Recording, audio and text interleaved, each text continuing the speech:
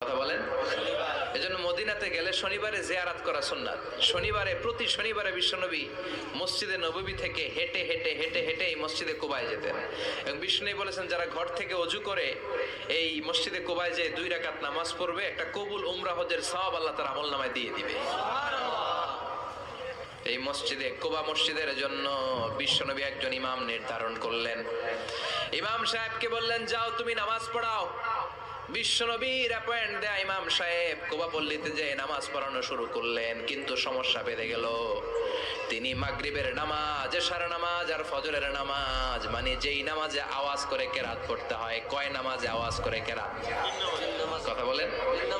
কি কি? মাগরিব, এশা, ফজর। এই ইমাম সাহেব ইমামতির চান্স পেয়ে প্রতি রাকাতের নামাজে সূরা ফাতিহা পড়ার পরই সূরা ইখলাস দিয়ে নামাজ শুরু করে, তারপরে আরেকটা সূরা পড়ে, আবার দ্বিতীয় রাকাতে সূরাতুল ফাতিহা পড়ে, আবার সূরা ইখলাস। ফজরের সময়ও সূরা ইখলাস, এশার সময়ও সূরা ইখলাস, মাগরিবের সময়ও এই সূরা। মুসল্লিরা সব খেপে গিয়েছে। সবাই বলে, ও ইমাম সাহেব, ঘটনা কি? খালি কুল হুয়াল্লাহ পড়েন কেন? আর সূরা নাই আপনার? খালি কুল হুয়াল্লাহ পাইছেন নাকি? নাগাইশ জামে মসজিদের ইমাম সাহেব মাগরিবের প্রথম রাকাতেও সূরাতুল ইখলাস, দ্বিতীয় রাকাতেও ইখলাস, এশার নামাজের প্রথম রাকাতেও ইখলাস, দ্বিতীয় রাকাতেও ইখলাস, ফজরের রাকাতেও ইখলাস, দ্বিতীয় রাকাতেও ইখলাস। কি করবেন? আজকে ইমামের একদিন কি আমার একদিন। পাইছেন কি আপনি? সবাই বলে, আপনি পাইছেন কি? ইমাম সাহেব কয়, পড়তে মন চাইলে পড়ো, নাইলে অন্য মসজিদে যাও। কারণ এটা বাংলাদেশের সিস্টেমে সভাপতি সেক্রেটারির নিয়োগ দেয়া ইমাম না, নিয়োগ দিয়েছে বিশ্বনবী। আবার ক্যান্সেল করলেও লাগবে বিশ্বনবীরে, ঠিক কিনা? নিয়োগ দিয়েছে বিশ্বনবী, নিয়োগ বাতিল করলেও করবে কে? বিশ্বনবী। মুসল্লির তো কোনো এখতিয়ার নাই। সব মুসল্লিরা মিলে বিশ্বনবীর দরবারে যায়, যে বলে, নবী কি ইমাম সাহেব দিলেন, কুল হুয়াল্লাহ ছাড়া কিচ্ছু পারে না, খালি কুল হুয়াল্লাহ। কি এক মুসিবতে আছি। প্রত্যেক নামাজে কুল হুয়াল্লাহু আহাদ দিয়ে শুরু করে, এরপরে আরেক সূরা পড়ে। ঘটনা কি? বিশ্বনবী বললেন, ইমাম সাহেবরে ডাকো। বিশ্বনবী ইমাম সাহাবীরে বললেন, ও সাহাবী, কেন এই কাজটা করো? তোমার মুসল্লিরা বলে, প্রতি রাকাতে কেন কুল হুয়াল্লাহ দিয়ে শুরু করো? ঘটনাটা কি? অন্য সূরা পড়ো না কেন? সাহাবী বলে, নবী গো, এই সূরাটারে আমি বড্ড বেশি ভালোবাসি। কারণ ফিহি সিফাতুর রহমান, এই সূরার ভেতরে আমার আল্লাহর পরিচয় আছে গো নবী। এই ছোট্ট সূরার ভেতরে রব্বুল আলামিন যত সুন্দরভাবে নিজের পরিচয়টা বলে দিয়েছে। সব সৈনিক নিয়ে দৌড়, আইজো দৌড়, কাইলো দৌড়, কই যুদ্ধের দরকার নাই, ভিক্ষা লাগবো না, আগে কুত্তা ঠেকা, সব দৌড়। কোন যুদ্ধ ছাড়াই বিশ্বনবী জিতে গিয়েছে। কোন সুবহানাল্লাহ। বিশ্বনবী আল্লাহর শুকরিয়া করলেন। হঠাৎ বিশ্বনবী দেখলেন আকাশের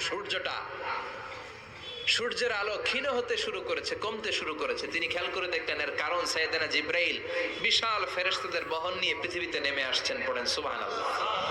এসে বললেন, ইয়া রাসূলুল্লাহ, আমি 1,40,000 ফেরেশতা নিয়ে নেমে এসেছি। আপনি কি জানেন না, ঠিক একটু আগে মদিনাতে আপনার এক প্রিয় সাহাবা, তার নাম হচ্ছে মুআবিয়া ইবনে মুআবিয়া আল মুজানি, একটু আগে শেষ নিঃশ্বাস ত্যাগ করেছে। বিশ্বনবী বললেন, ইন্না লিল্লাহি ওয়া ইন্না ইলাইহি রাজিউন। সাইয়েদনা জিবরাইল বললেন, ও নবী, আপনি কি আপনার প্রাণের সাহাবীর জন্য গায়েবানা জানাজা পড়বেন না? বিশ্বনবী বললেন, অবশ্যই পড়বো। গায়েবানা জানাজা চেনেন তো? এটা পড়া কিন্তু সুন্নাহ। সামনে লাশ নাই, কিন্তু আমি ইমাম, সবাই দাঁড়ালেন পেছনে, আল্লাহু আকবার, 4টা তাকবীর দিয়ে আমরা নামাজ পড়লাম, মৃত ভাইয়ের জন্য দোয়া করলাম। এটার বলে গায়েবানা জানাজা। সুবহানাল্লাহ পড়েন। বিশ্বনবী বললেন, অবশ্যই পড়ব। সাহাবীদের মধ্যে ঘোষণা দিলেন, ও সাহাবারা, তোমাদের ভাই মুআবিয়া ইবনে মুআবিয়া আল মুজানি কিছুক্ষণ আগে মদিনাতে ইন্তেকাল করেছে। তোমাদের ভাইদের জন্য সবাই বাইরে বের হয়ে আসো, এই মাত্র আমরা, এই মুহূর্তে আমরা গায়েবানা জানাজা পড়ব। বিশ্বনবী প্রথম কাতারে দাঁড়ালেন। হাজার হাজার সাহাবারা লাইন ধরে দাঁড়ালো। সাইয়েদনা জিবরাইল 1,40,000 ফেরেশতা নিয়ে সাহাবাদের পেছনে 2টা লাইনে দাঁড়িয়ে গেলেন। প্রথম লাইনে লাইনে 70,000, দ্বিতীয় লাইনে আরো 70,000, 1,40,000 ফেরেশতাদের বহর। আর সাহাবারা মিলে আল্লাহু আকবার বলে গায়েবানা জানাজা শুরু করলেন। নামাজ শেষ, বিশ্বনবী তো অবাক, ঘটনা কি? কোন সাহাবীর গায়েবানা জানাজায় তো ফেরেশতা নামে না আকাশের উপর থেকে। বিশ্বনবী জিজ্ঞেস করলেন, জিব্রাইল, কোন সাহাবীর গায়েবানা জানা যায় তোমরা আকাশ থেকে এত ফেরেশতার বহর নিয়ে নামো নাই? কি এমন আমল করেছে আমার মুআবিয়া, কি এমন ভালো গুণ ছিল, ভালো আমল ছিল, যার কারণে আরশের উপরে তার এত সম্মান, যার কারণে 1,40,000 ফেরেশতার বহর নিয়ে তোমরা দুনিয়াতে নেমে এসেছো? সাইয়েদনা জিব্রাইল বললেন, নবী, তেমন কোনো বড় আমল নয়, ছোট্ট একটা আমল, কিন্তু আমলটারে ভালোবেসেছে কে? আপনার এই প্রিয় সাহাবী হাঁটতে বসতে চলতে ফিরিতে সব সময় পড়তো কুল হুয়াল্লাহু আহাদ আল্লাহুস সামাদ লাম ইয়ালিদ ওয়া লাম ইউলাদ ওয়া লাম ইয়াকুল লাহু কুফুয়ান আহাদ। পড়েন আল্লাহু আকবার। এজন্য বেশি বেশি সূরাতুল ইখলাস তেলাওয়াত করতে রাজি আছেন তো? ইনশাআল্লাহ। মনে থাকবে? বিষ্ণু ঈসা ইসলাম প্রতিদিন ফজরের নামাজের পরে, মাগরিবের নামাজের পরে, ওয়া ইনদামা ইয়ামশি ইলা ফিরাশিহি, রাতে যখন বিছানায় যাবেন এই দুই হাতকে একত্রিত করে সূরাতুল ইখলাস পড়তেন, সূরাতুল ফালাক পড়তেন, সূরাতুন নাস পড়তেন, পড়ে হাতে ফু দিতেন। সহিহ হাদিস।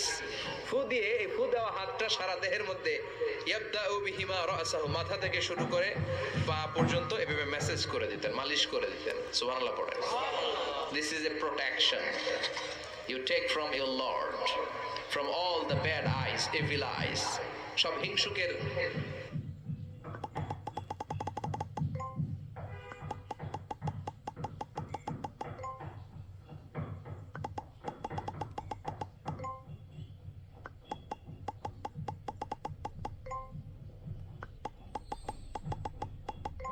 কুল আস-সালাসা মানে তিন কুল।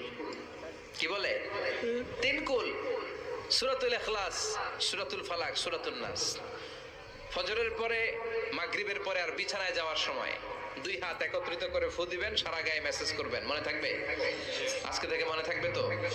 কালকে থেকে এটার আমল করা যাবে না? আবার মা এসে বলতেন, আমার যদি স্বাস্থ্য খারাপ লাগতো নবীর কাছে দোয়া চাইতে যাইতাম, বলতাম, নবী স্বাস্থ্যটা খারাপ, কি করব? বিশ্বনবী বলতেন, তুমিও সূরাতুল ইখলাস, সূরাতুল ফালাক, সূরাতুল নাস পড়ে হাতের মধ্যে ফু দিয়ে সারা দেহে মালিশ করে দাও। সুবহানাল্লাহ পড়েন। বিশ্বনবীর প্রতিদিনকার একটা আমল, দৈনন্দিন একটা আমল। আবার বিশ্বনবী একবার সিজদায় পড়ে আছেন, হঠাৎ করে লাদাগাতহু আকরাব, একটা বিচ্ছু পোকা বিশ্বনবীকে কামড় দিল। এটাও সহিহ হাদিস। প্রচন্ড ব্যথা। বিচ্ছু পোকার কামড় যারা খেয়েছেন তারাই জানেন ব্যথা কেমন, বেশি না কম? বিচ্ছু চিনেন তো? কি বলে নাগাইছে? বিচ্ছু কয়। এই বিচ্ছু পোকা কামড় দিয়েছে, প্রচন্ড ব্যথা পেয়েছে বিশ্বনবী। বিশ্বনবী বললেন, লানাতুল্লাহি আলাল আকরাব, এই বিচ্ছুর উপর আল্লাহর লানত। মুসল্লিও চিনে না, নবীও চিনে না, কামড় তো দিয়ে বসছে। বিশ্বনবী বললেন, লবণের পানি গরম দাও।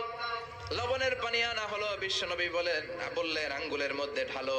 পানি ঢালতে শুরু করা হলো, আর বিশ্বনবী পড়তে আরম্ভ করলেন, কুল হুয়াল্লাহু আহাদ আল্লাহুস সামাদ লাম ইয়ালিদ ওয়া লাম ইউলাদ ওয়া লাম ইয়াকুল লাহু কুফুয়ান আহাদ। পড়েন আল্লাহু আকবার। এজন্য সূরাতুল ইখলাস এটা যেন আমাদের দৈনন্দিনকার একটা আমল হয়, প্রতিদিন যেন আমরা এটা পড়ি, তাহলে আমল নামা সওয়াব দিয়ে পূর্ণ করে দিবে কে? এই মাক্কি সূরাটি কেন এবং কোন সিচুয়েশনে, কোন পরিস্থিতিতে মক্কায় নাজিল হলো তার একটা ব্যাকগ্রাউন্ড আছে। এটাকে বলে শানে নুজুল। কেন নাজিল হলো শুনতে মনে চায়? কষ্ট হচ্ছে না তো? আলোচনা কি কঠিন হচ্ছে না সহজ? আন্ডারস্ট্যান্ডেবল, বোধগম্য হচ্ছে? বোঝা যায় না? বোঝা যায়? আলহামদুলিল্লাহ পড়েন। মক্কার লোকেরা এসে বিশ্বনবীরে ধরলো, ইয়া মুহাম্মদ বাইয়িন লানা সাল্লাল্লাহু আলাইহি ওয়াসাল্লাম বাইয়িন লানা নাসাবা রাব্বিক। ও আব্দুল্লাহর বেটা মুহাম্মদ, তোমার রবের নসবনামা বর্ণনা করো। কি নামা? কথা কন। নসবনামা বুঝেন তো? কি? হ্যাঁ, বংশ পরিচিতি। মাশাআল্লাহ। নসবনামা মানে বংশ পরিচিতি, বংশধারা, বংশ তালিকা। যেমন আমার নাম মিজানুর রহমান। আব্বার নাম আলী আহমদ, দাদার নাম জাইনুল আবিদিন, তার বাবার নাম মাকরাম। এটা আমার বংশ পরিচিতি। তার মানে মিজানুর রহমান ইবনু আলী আহমদ ইবনু জাইনুল আবিদিন ইবনু মাকরাম, এটা আমার নসবনামা। আপনার নাম কি? জালালউদ্দিন ভাই। বাবার নাম এন্তেজ আলী। এর বাবার নাম বুঝলা গেছি। হ্যাঁ, ইনসাফ আলী। তার বাবার নাম খেয়ে ফেলাইছি। আপনার আব্বার নাম মোহাম্মদ আব্দুল লতিফ। দাদার নাম? তার বাবার নাম? বাবার নাম কি, দাদার নাম কি, পরদাদার নাম কি? বিশ্ব নবী রেগে গেলেন। সাইয়েদনা জিব্রাইল বললেন, ও নবী রাখবেন না, রেগে যাওয়ার দরকার নাই। ওদের প্রশ্নের উত্তর দেওয়ার জন্য ছোট্ট একটা সূরা আরশের উপর থেকে নাজিল করেছে কে? ও নবী, ওদের মুখের উপর আপনি শক্ত ভাষায় বলে দেন, আল্লাহর কোন নসবনামা নাই, আল্লাহর বাবা দাদা কিচ্ছু নাই। আপনি পড়েন, কুল হুয়াল্লাহু আহাদ আল্লাহুস সামাদ লাম ইয়ালিদ ওয়া লাম ইউলাদ ওয়া লাম ইয়াকুল লাহু কুফুয়ান আহাদ। পড়েন সুবহানাল্লাহ। কুল হুয়াল্লাহু আহাদ। ও নবী, আপনি বলেন, তিনি হলেন আল্লাহ, তিনি হলেন আহাদ, একক, একক। আল্লাহুস সামাদ, তিনি অমুখাপেক্ষী। লাম ইয়ালিদ ওয়া লাম ইউলাদ, জন্ম দেয় নাই, কারো কাছ থেকে জন্ম নেয়ও নাই। ওয়া লাম ইয়াকুল লাহু কুফুয়ান আহাদ, গোটা বিশ্বে তার মতো কেউ নাই, তিনি তার মতো। কাফেররা তো টাসকি খেয়ে গেছে। সুবহানাল্লাহ পড়ে। আবার এর শানে নুজুলে আরেকটা বর্ণনা পাওয়া যায়। মুশরিকরা এসে বলল, ইয়া মুহাম্মদ বাইয়িন লানা জিনসা রাব্বিক, তোমার রব কি দিয়ে তৈরি বলো। ও মুহাম্মদ, আমরা মানুষ মাটির তৈরি, ফেরেশতারা জিনের তৈরি, ফেরেশতারা নূরের তৈরি, আর জিন জাতি হলো আগুন দিয়ে তৈরি। আমাদের ঘরের আসবাবপত্রগুলো কাঠের তৈরি। এবার বলো, তোমার আল্লাহ কিসের তৈরি? আহুয়া মিন ফিদ্দা, তোমার আল্লাহ কি রূপার তৈরি? রূপার খোদা। আহুয়া মিন যাহাব, নাকি সোনার খোদা, স্বর্ণ দিয়ে বানানো আল্লাহ?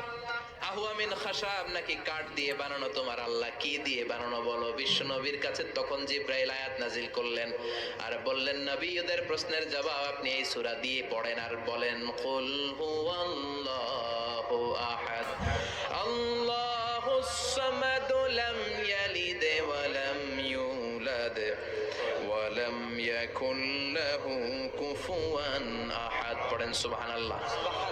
এই ব্যাকগ্রাউন্ড ফজিলত সব শুনে সূরাটা একটু নরম হয়ে আসছে না? এখন এখন নরম নরম লাগে না? মনে হয় যে বুঝতেছি, মনে হচ্ছে যে সহজ হয়ে গেছে, ঠিক কিনা? এবার দেখেন অর্থ আরো সহজ। আল্লাহ বললেন, কুল, কুল মানে বলো। কোরআনের যত জায়গায় কুল পাবেন, রব্বুল আলামিন তার পেয়ারা হাবিবকে অর্ডার করছেন, কুল মানে বলো, সে, ও মাই মেসেঞ্জার, সে, বলো। কুল মানে কি? বলো। কুল মানে বলো। হে নবী, আপনি বলেন, হুয়াল্লাহ, তিনি হচ্ছেন আল্লাহ, আর তিনি হচ্ছেন আহাদ, অদ্বিতীয়, এক এবং একক, অদ্বিতীয়। তাহলে প্রথমে বলতে বললেন, ও নবী, আমার সব পরিচয় দেওয়ার আগে আগে নামের পরিচয় দেন। জোরে কোন ঠিক কিনা? আগে ওদের বলে দেন, আমার নাম হলো আল্লাহ। আমার নাম কি? কুল হুয়াল্লাহ। নবী, আপনি বলেন, তিনি হলেন আল্লাহ। তিনি কে? আল্লাহ বলছেন, ইন্নানি আনাল্লাহু লা ইলাহা ইল্লা আনা ফা'বুদনি ওয়া আকিমিস সালাতা লিযিকরি। ইন্নানি আনাল্লাহ, আমি হলাম আল্লাহ। তিনি কে? জোরে বলেন। আল্লাহর নামটা মুখে নিতে কেমন লাগে? আল্লাহর নামটা ডাকতে ভালো লাগে? সবার ভালো লাগে? প্রাণ ভরে যায়? হৃদয় শীতল হয়? ঠান্ডা ঠান্ডা লাগে ভেতরে? তাহলে চিৎকার দিয়ে আল্লাহর ডাক দেন, বলেন আল্লাহ। আর জোরে আল্লাহর ডেকে বলেন, ইয়া আল্লাহ। গলা ফাটিয়ে ডাক দেন, বলেন আল্লাহ।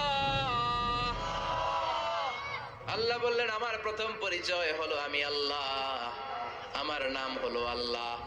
আল্লাহর নাম রাখছে কে? আল্লাহ। কথা কন। আমার নাম রাখছে আমার বাবা, আপনার নাম রাখছে আপনার দাদা। কিন্তু আল্লাহর বাবা আছে নাকি?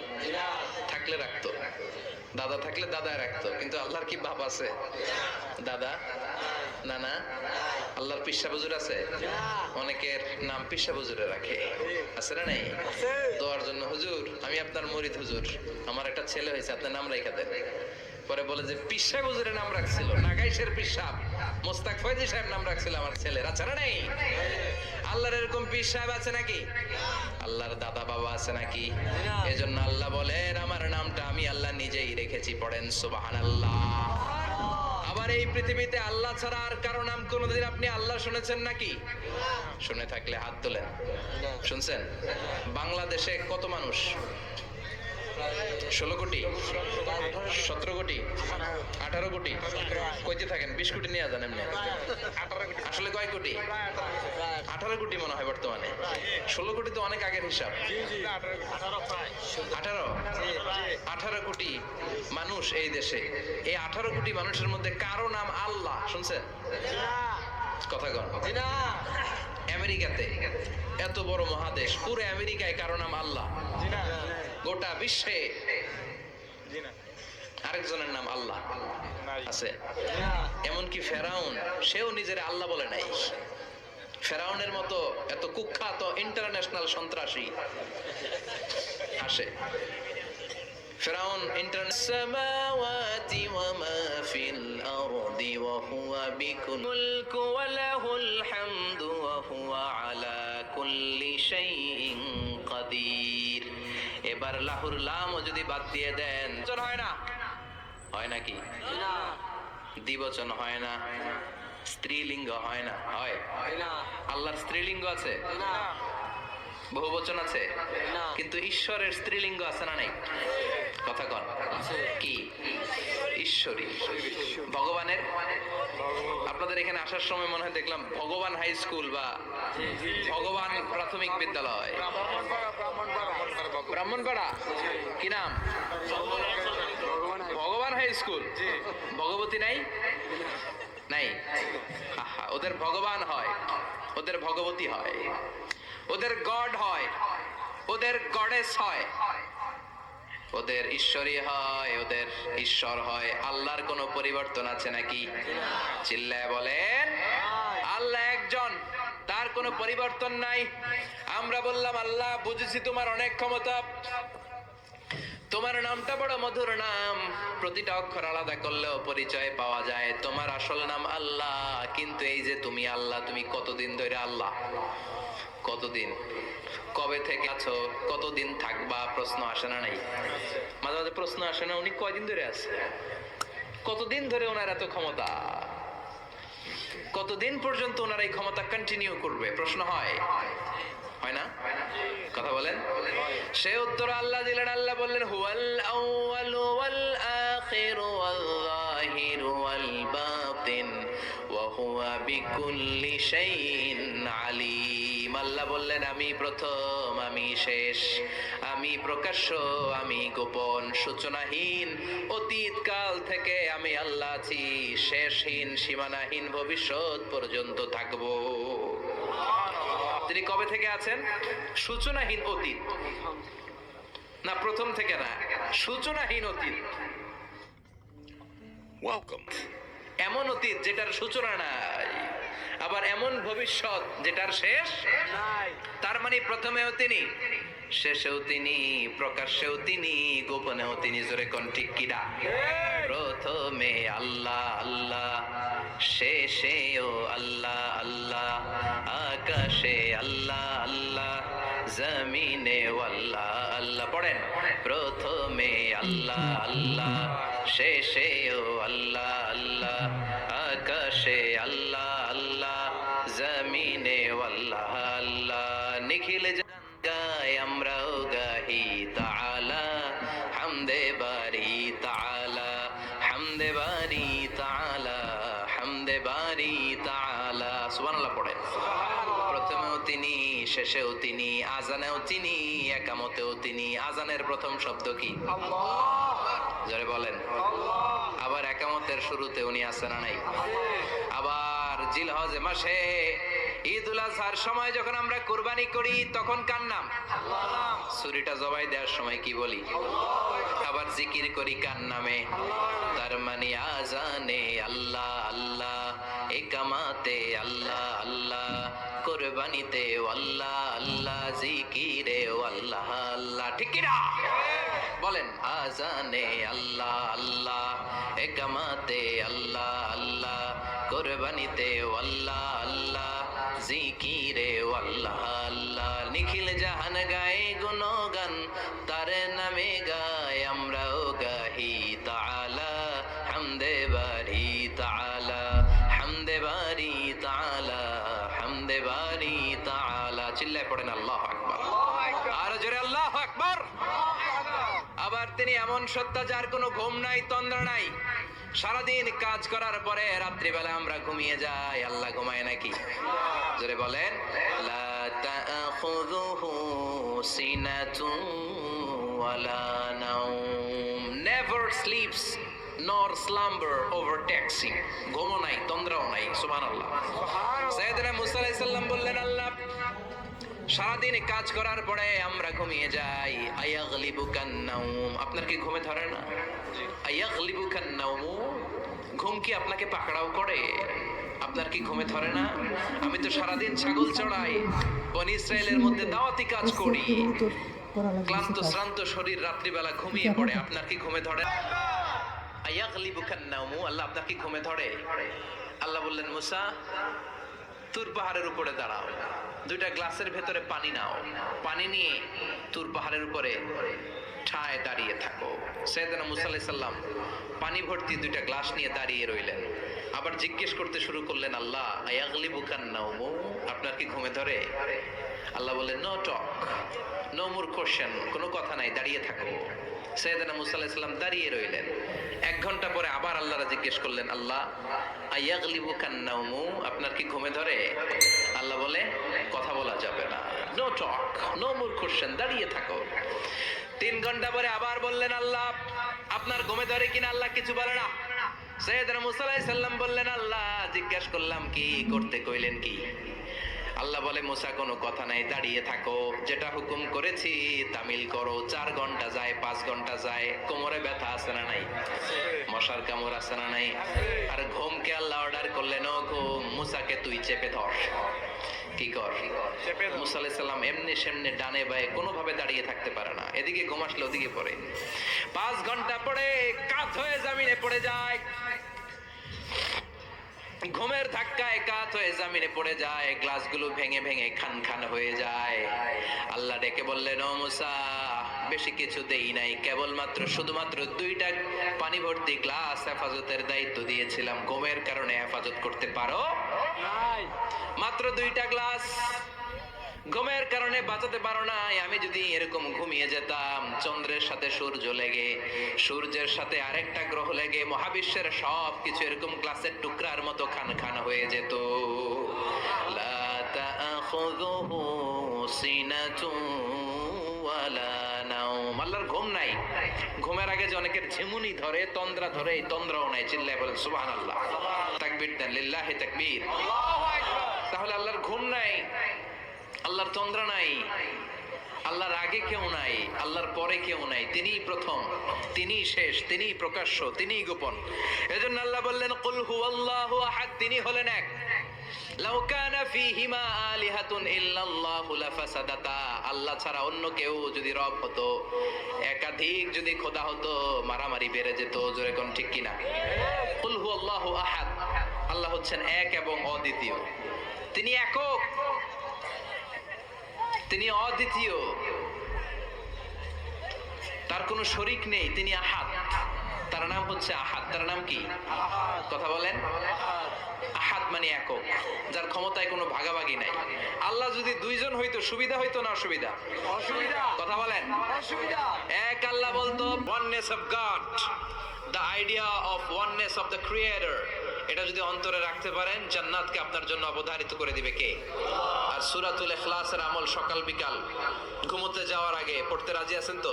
ইনশাআল্লাহ। কালকে থেকে এই ওয়াজিফা নাগাইশে শুরু হবে ইনশাআল্লাহ। ইনশাআল্লাহ। আর জোরে পড়েন ইনশাআল্লাহ। ইনশাআল্লাহ। এই সূরাটির নাম হচ্ছে সূরাতুল ইখলাস, কিন্তু শুধু সূরাতুল ইখলাসই এই সূরার নাম নয়। এই সূরার আরো চমৎকার কিছু সুন্দর সুন্দর নাম আছে। এই সূরার একটা নাম হচ্ছে সূরাতুত তাওহীদ। কি নাম? চিল্লায় বলেন কি নাম? তাওহীদেরই মুর্শিদ আমার মুহাম্মাদের নাম বলো, মুহাম্মাদের নাম। আল্লাহর নাম জপলে বুঝতে পারি আল্লাহরই কালাম বলো, মুহাম্মাদের নাম। পড়েন সবাই। তাওহীদেরই মুর্শিদ আমার মুহাম্মাদের নাম বলো, মুহাম্মাদের নাম। আল্লাহর নাম জপলে বুঝতে পারি আল্লাহরই কালাম বলো, মুহাম্মাদের নাম। আল্লাহু আকবার। তার মানে এই সূরার একটা নাম হচ্ছে তাওহীদ। তাওহীদ মানে একত্ববাদ, ওয়াননেস অফ দ্য ক্রিয়েটর। স্রষ্টা যে একজন, এই ব্যাপারে আমাদের কোনো সন্দেহ আছে? কথা বলেন। আমাদের রব কয়জন? স্রষ্টা কয়জন? এজন্য সূরার নাম হচ্ছে সূরাতুত তাওহীদ। একত্ববাদের ধারণা, আল্লাহ যে একজন, এই কথাটা এই সূরার ভেতরে চমৎকার ভাবে বর্ণনা করেছে কে? আর তাওহীদের বিপরীত হলো শিরক। শিরক হলো ভয়ঙ্করতম একটা রোগের নাম। ক্যান্সারের অ্যান্সার হয়, শিরকের কোনো অ্যান্সার হয় না। জোরে বলেন ঠিক কি না? এজন্য আমরা যত ইবাদত করার জন্য নিয়ত করি, আল্লাহ প্রথমে বলেন শিরক করো কিনা আগে সেটা বলো। প্রথমে তুমি শিরক থেকে নিজেকে মুক্ত করার ঘোষণা দিয়ে দাও, তারপরে ইবাদত শুরু করো। ইবাদতটা তখন কবুল করে নিবে কে? এজন্য আমরা যখন নামাজে দাঁড়াই আল্লাহ বলে শিরক করো নাকি? আমরা বলি ওয়াজ্জাহাতু ওয়াজহিয়া লিল্লাযী ফাতারাস সামাওয়াতি ওয়াল আরদা হানিফাও ওয়া মা আনা মিনাল মুশরিকিন। ওমা আনা মিনাল মুশরিকিন। আল্লাহ আমি শিরক করি না, শিরকের সাথে আমাদের কোনো সম্পর্ক। আবার যখন ইজার আর রিদা পরে জিল হজ মাসে হজের জন্য আরাফাতের ময়দানে আমরা চলে যাই, আল্লাহ বলেন হজের ঘোষণা পরে দাও, আগে ঘোষণা দাও শিরক করো নাকি? আমরা তখন ঘোষণা দেই লাব্বাইক আল্লাহুম্মা লাব্বাইক। পারেন না?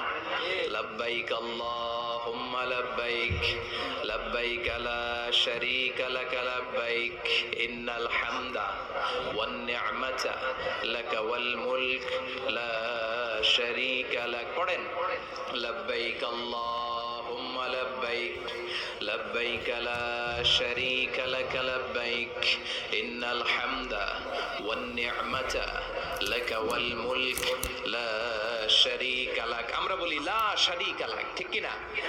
আমরা যখন হজের জন্য দাঁড়াই আল্লাহ বলে হজ পরে করো, আগে বলো শিরক করো নাকি? শিরকের সাথে সম্পর্ক আছে নাকি? আমরা বলি লা শারীকা লাক, আপনার সাথে কোনো ধরনের শরীক আমরা করি না। তার মানে শিরক হচ্ছে ভয়ঙ্কর অপরাধ।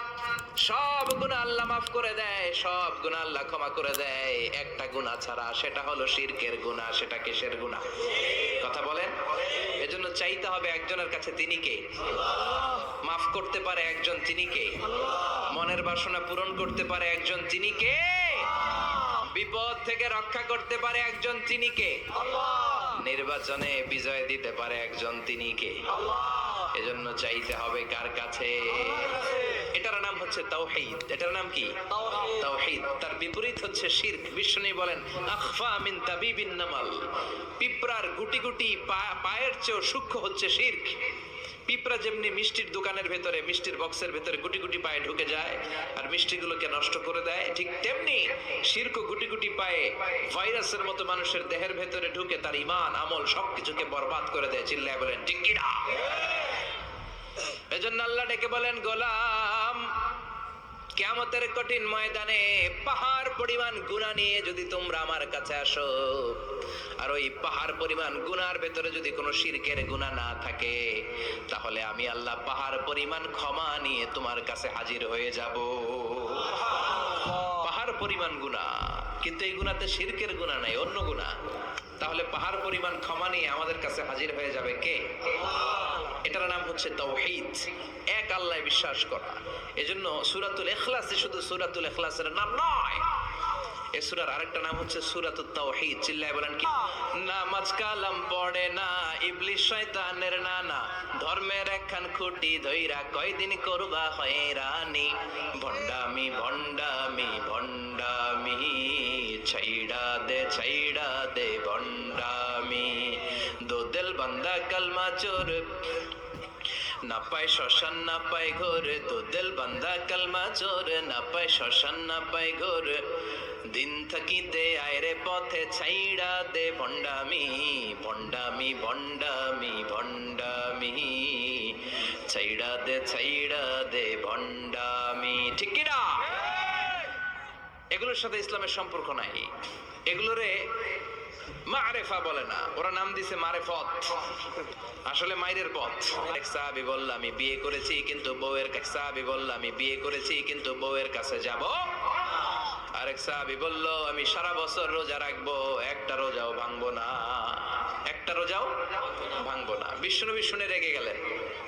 বিশ্বনবী বললেন কারা কারা এই ঘোষণা দিয়েছো যে সারা বছর রোজা রাখবা? সারা বছর রোজা রাখার সিস্টেম ইসলামে নাই। এটাকে আরবিতে বলে সাওমে ভিসাল। কি বলে?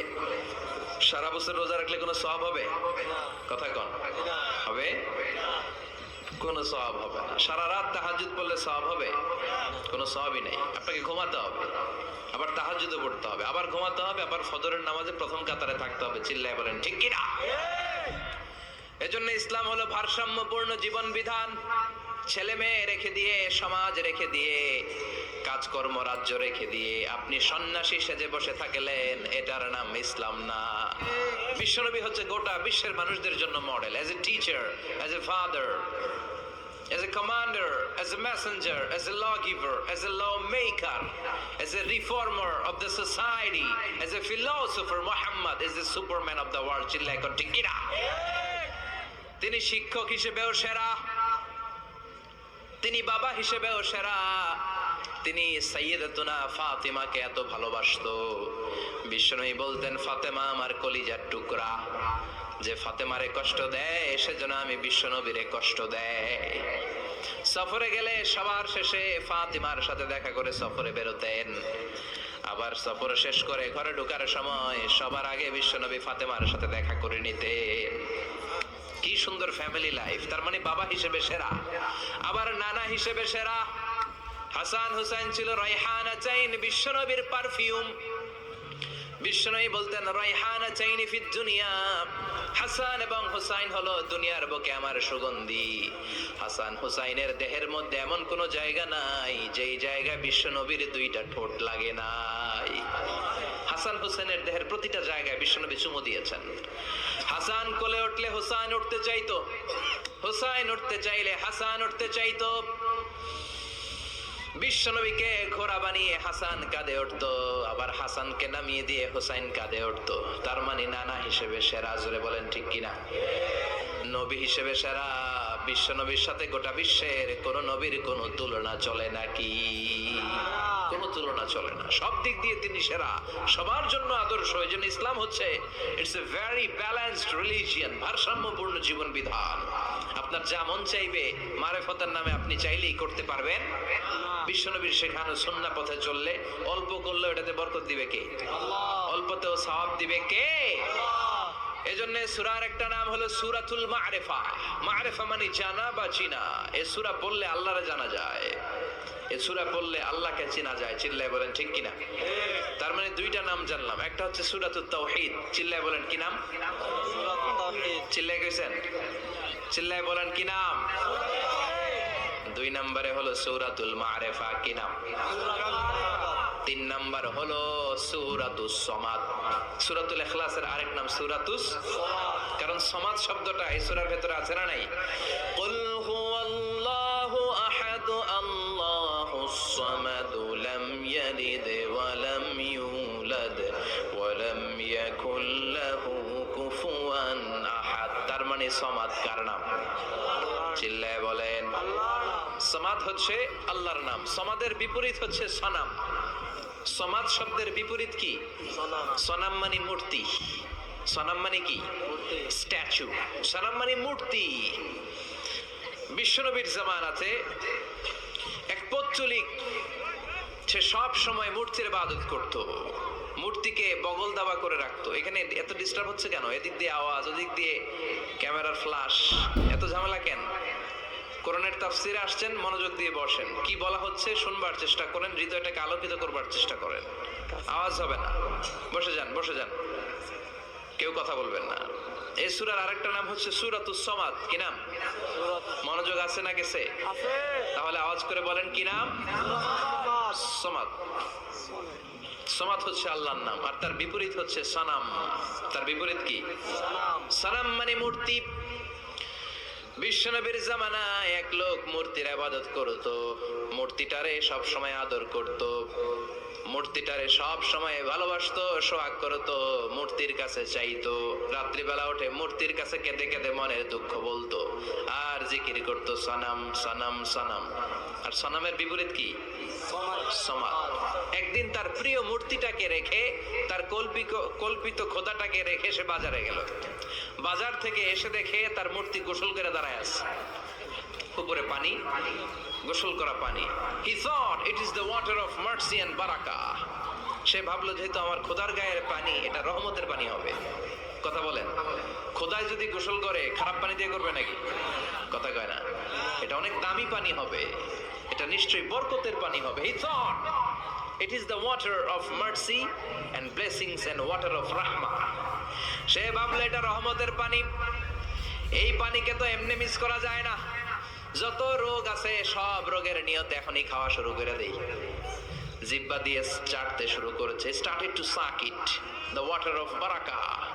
When he started to suck it, he found the taste is little bit weird, the taste is bitter. স্বাদটা একটু কটা কটা লাগে, লোনা লোনা লাগে, টক টক লাগে। বাট সে মনে মনে ভাবে এটা তো রহমতের পানি, ইট শুড বি সুইটার, এটা তো মিষ্টি হওয়ার কথা। কি হওয়ার কথা? It should be sweeter, but it is bitter. স্বাদটা কেমন টক টক, কটা কটা, লোনা লোনা, লবণ লবণ লাগে। ঘটনা কি? রহমতের পানি, খোদার গায়ের পানি, এটা কটা হবে কেন? খুঁজতে লাগলো কোনো কিছু ঘটছে কিনা। আশেপাশে তাকায় দেখে হাদিসে এসেছে সালাবান। সালাব মানে কি কে জানে? কুত্তা না, খ্যাকশিয়াল। আসলে কি? খ্যাকশিয়াল। আমরা বলে ফেলি যে কুকুর, আসলে দুইটা কুকুর সে দেখতে পেল, আর দেখলো এখনো রহমতের পানি পড়তেছে জায়গা দিয়ে, জায়গা দিয়ে রহমতের পানি ইজ ড্রপিং ডাউন, পানি পড়ছে এখনো। বুঝতে আর বাকি রইল না, আসলে এটা রহমতের পানি না, এটা গজবের পানি। কথা বলেন, রেগে মেগে আগুন। ঘটনা কি? এতদিন ভাবতাম খোদা, এখন দেহি হুদা।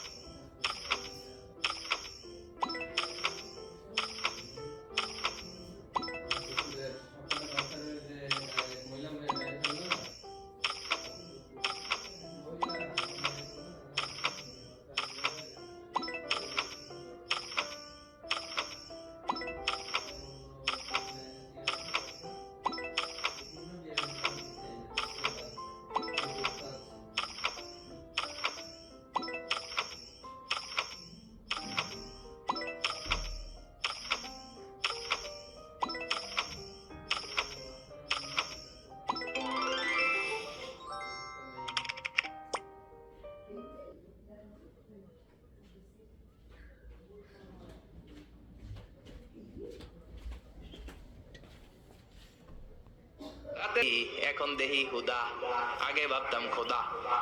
আসলে তো এইটা আমার কিচ্ছু করতে পারবে না, এটার এখন সাইজ করার সময় আসছে। কথা কন। মূর্তিটাকে নিয়ে জমিনের মধ্যে আছড়াতে শুরু করলো, ভাঙতে ভাঙতে হাত আলাদা করলো, খোদার হাত পা সব আলাদা করে ফেলছে। খোদারে মাইরা সাইজ করে তুরজা করে ফেলাইছে। হাত পা, খোদার হাত পা নিয়ে বিশ্বনবীর কাছে চলে গিয়েছে, যে বলে আব্দুল্লাহর বেটা মুহাম্মদ, বড্ড ভুলের ভেতরে আমি ছিলাম। এই নাম কল্পিত খোদা, এই মূর্তি আমারে কিছু করতে পারবে না। যে নিজেকে খ্যাকশিয়ালের পেশাব থেকে নিজের দেহটারে বাঁচাতে পারে না, এই খ্যাকশিয়ালের পেশাব থেকে যে নিজের রক্ষা করতে পারলো না, সে কিয়ামতের দিন কঠিন মুসিবতের কালে জাহান্নামের আগুন থেকে আমারে কেমনে বাঁচাবে? কেমনে বাঁচাবে? আমি আর এই কল্পিত খোদার ইবাদত করতে চাই না। আপনি আমাকে শাহাদা পড়িয়ে দেন। কি পড়িয়ে দেন? ঝিনুকের ভেতর লুকিয়ে থাকে যেমন মতি, ঝিনুকের ভেতর লুকিয়ে থাকে যেমন মতি কলমা শাহাদাতে আছে আল্লাহর জ্যোতি কলমা শাহাদাতে আছে আল্লাহর জ্যোতি। পড়েন সবাই। ঝিনুকের ভেতর লুকিয়ে থাকে যেমন মতি, ঝিনুকের ভেতর লুকিয়ে থাকে যেমন মতি কলমা শাহাদাতে আছে আল্লাহর জ্যোতি কলমা শাহাদাতে আছে আল্লাহর জ্যোতি। পড়েন আল্লাহু আকবার। এসে বলে আব্দুল্লাহর বেটা মুহাম্মদ, আর আমি এই কল্পিত মূর্তির ইবাদত করতে চাই না, আমারে পড়িয়ে দেন লা ইলাহা ইল্লাল্লাহু মুহাম্মাদুর রাসূলুল্লাহ সাল্লাল্লাহু আলাইহি ওয়াসাল্লাম। কালিমা পড়ে মুসলমান হয়ে গিয়েছে। তার মানে এই সূরার আরেকটা নাম হচ্ছে সূরাতুস সামাদ। তিনটা নাম আমরা শিখলাম এই সূরার। প্রথমে শিখেছি সূরাতুত তাওহীদ, দুই নম্বরে শিখেছি সূরাতুল মারিফা, তিন নম্বরে শিখেছি সূরাতুস সামাদ। এই সূরাটা অনেক ফজিলতপূর্ণ সূরা। বিশ্বনবী এই সূরাটাকে বড্ড বেশি ভালোবাসতেন। বিশ্বনবী সাল্লাল্লাহু আলাইহি ওয়াসাল্লাম ফজরের যে 2 রাকাত সুন্নাত, মাগরিবের যে 2 রাকাত সুন্নাত, এই সুন্নাত নামাজে এই সূরাটা পড়তেন। জোরে পড়েন সুবহানাল্লাহ। আবার যারা হজ উমরা করতে গিয়েছেন, তাওয়াফ করা লাগে, ফরজ তাওয়াফ আছে, নফল তাওয়াফ আছে, 7টা টার্ন করা লাগে। হাজরে আসওয়াদ থেকে শুরু করে আবার হাজরে আসওয়াদ পর্যন্ত এক চক্কর, এরকম 7টা চক্কর দিলে হয় একটা তাওয়াফ। সব নবীরা, সব আল্লাহর ওলিরা, পৃথিবীর সব মুসলমানরা আল্লাহর এই ঘরকে কেন্দ্র করে প্রতিদিন তাওয়াফ করে। কোন সুবহানাল্লাহ। এবং তাওয়াফের এই ইবাদতটা পৃথিবীর শুধু ওই এক জায়গায় করা যায়। নামাজ পৃথিবীর সব জায়গায় পড়া যায়, ঠিক কিনা? মসজিদুল হারামেও পড়া যায়, বাংলাদেশেও পড়া যায়। জিকির আল্লাহর ঘরেও করা যায়, এখানেও করা যায়। দান ওখানেও করা যায়, এখানেও করা যায়। কিন্তু তাওয়াফের মতো ইবাদত, এটা কি সব জায়গায় করা যায়? নাগাইশে তাওয়াফ করতে পারবেন? সিঙ্গাপুরে পারবেন? আমেরিকায় পারা যাবে? পারা যাবে কোথায়? আল্লাহর ঘরকে কেন্দ্র করে মক্কাতুল মুকাররমাতে প্রতিদিন আল্লাহর ঘরের উপর 120টা রহমত নাজিল হয়। সিত্তিন আলী তাইফিন, তার মধ্যে থেকে 60টা রহমত হচ্ছে যারা আল্লাহর ঘরকে তাওয়াফ করে তাদের জন্য। আরবাঈন লিল মুসাল্লিন, 40টা হচ্ছে যারা আল্লাহর ঘরের সামনে নামাজ পড়ে তাদের জন্য। 40 আর 60 মিলে 100, বাকি রইল কয়টা? ওয়াল 20 লিন নাযিরিনা ইলাল কাবা, বাকি 20টা রহমত যারা নামাজ পড়ে না, তাওয়াফ করে না, শুধু আল্লাহর ঘরের গিলাফের দিকে তাকিয়ে থাকে, তাদের উপর 20টা রহমত। বিষ্ণু ঈসা ইসলাম তাওয়াফ করার পরে 2 রাকাত নামাজ পড়তে হয়। এই 2 রাকাত নামাজের দ্বিতীয় রাকাতে সূরাতুল ইখলাস পড়তেন, প্রথম রাকাতে পড়তেন সূরাতুল কাফিরুন। তাওয়াফের সালাতে প্রথম রাকাতে কোন সূরা? সূরাতুল কাফিরুন। দ্বিতীয় রাকাতে সূরাতুল ইখলাস বিশ্বনবী পড়তেন। আবার বিতরের সালাতের শেষ রাকাতে বিশ্বনবী পড়তেন সূরাতুল ইখলাস। বিতরের সালাত পড়বেন কয় রাকাত? প্রথমে 2 রাকাত, তারপরে সালাম ফিরিয়ে আবার 1 রাকাত। এইটা সবচেয়ে সহি পদ্ধতি। আবার মাঝে মাঝে বিশ্বনবী 3 রাকাত একসাথে পড়তেন, বসতেন শুধু শেষ বৈঠকে, এটাও ঠিক আছে। আবার আমরা যেটা পড়ি বাংলাদেশে, এটারও দলিল আছে, তবে আম দলিল, এটার খাস দলিল নাই, স্পেসিফিক দলিল নাই। বিষ্ণু বলেছেন তোমরা বিতরের নামাজকে মাগরিবের নামাজ থেকে আলাদা করে পড়ো। আমরা সেটাও করি, কারণ মাগরিবের নামাজে আমরা 3 রাকাতের পরে এরকম আল্লাহু আকবার বলে হাত উঠাই, তো আলাদা হয়েছে না? আবার আমরা আল্লাহুম্মা ইন্না নাস্তাইনুকা পড়ি, এটা কি মাগরিবের নামাজে পড়ি নাকি? তাহলে পার্থক্য আছে। চোখে লাইভ দেখতেছেন, লাইভ আল্লাহ এমন ভাবে বলেছে, সুবহানাল্লাহ পড়েন। তা আসুন আমরা সরাসরি কিয়ামতকে দেখে আসি। আসলে কিয়ামতটা কেমন বর্ণনা করছেন কে? আল্লাহ। সূরার নাম হচ্ছে সূরাতুল কারিয়া। কি নাম?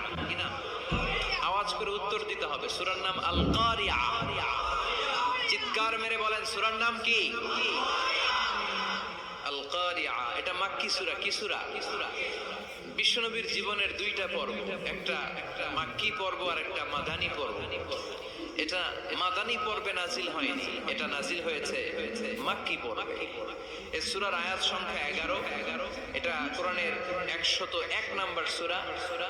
এটা আল কোরআন আল কারীমের 30তম পারায় অবস্থিত একটা সূরা। আমাদের অনেকেরই মাশাআল্লাহ মুখস্থ আছে না? ইমাম সাহেব নামাজে প্রায় পড়ে, অনেকেরই মুখস্থ। শুনতে শুনতে কবে যে মুখস্থ হয়েছে আমাদের নিজেরাও জানি না। সুবহানাল্লাহ পড়ে। কোরআনের ভেতরে খালি বরকত, এটার সাথে লাগলেই বরকত, মসজিদে গেলেই বরকত। মনের অজান্তে আমরা এই সূরাকে মুখস্থ করে ফেলেছি। কিন্তু এই সূরার ভেতরে যে আল্লাহ কোরআনের কিয়ামতের এত চমৎকার নকশা এঁকেছেন, এত প্রামাণ্য বর্ণনা দিয়েছেন, এটা আমরা অনেকে জানিই না। আসুন আমরা এই সূরার আলোকে দেখার চেষ্টা করি যে কিয়ামতটা কিরকম হবে। আল্লাহ একটা শব্দকে এই সূরার শুরুতে 3 বার উল্লেখ করে আমাদের দৃষ্টি আকর্ষণ করেছেন। আল্লাহ tried to draw our attention by mentioning 3 times a word, and that is al-qari'ah. al-qari'ah শব্দটাকে তিনি 3 বার উল্লেখ করে আমাদের দৃষ্টি আকর্ষণ করেছেন। একটা শব্দ 3 বার বললে মানুষের দৃষ্টি আকর্ষিত হয় না? যেহেতু এটা আরব দেশে নাজিল হয়েছে, আবার মক্কায়, মক্কার লোকেরা আরবি বুঝে, তাদেরকে প্রথম বলা হলো আল কারিয়া, তারা ফিরে তাকালো কি আল কারিয়া। আবার বলা হলো মাল কারিয়া, কি মাল কারিয়া। আবার বলা হলো ওমা আদরাকা মাল কারিয়া। আবার তারা ফিরে তাকালো। দৃষ্টি আকর্ষণের জন্য আল্লাহ তাআলা 3 বার এই শব্দটা বলেছেন। এজন্য এই শব্দের একটা সিগনিফিকেন্স, একটা গুরুত্ব, অর্থবহ একটা মানদণ্ড আছে না নাই? আল কারিয়া শব্দের অর্থ হচ্ছে বিকট আওয়াজ। আল কারিয়া মানে কি? কথা বলেন, আরো জোরে বলেন। বিকট আওয়াজ। এই বিকট আওয়াজটা তৈরি করার জন্য আল্লাহ তাআলা একজন ফেরেশতা তৈরি করেছেন, যার নাম হচ্ছে ইসরাফিল। নাম কি? আমাদের মধ্যে অনেকের নাম কিন্তু আমরা ইসরাফিল রাখি, তাই না?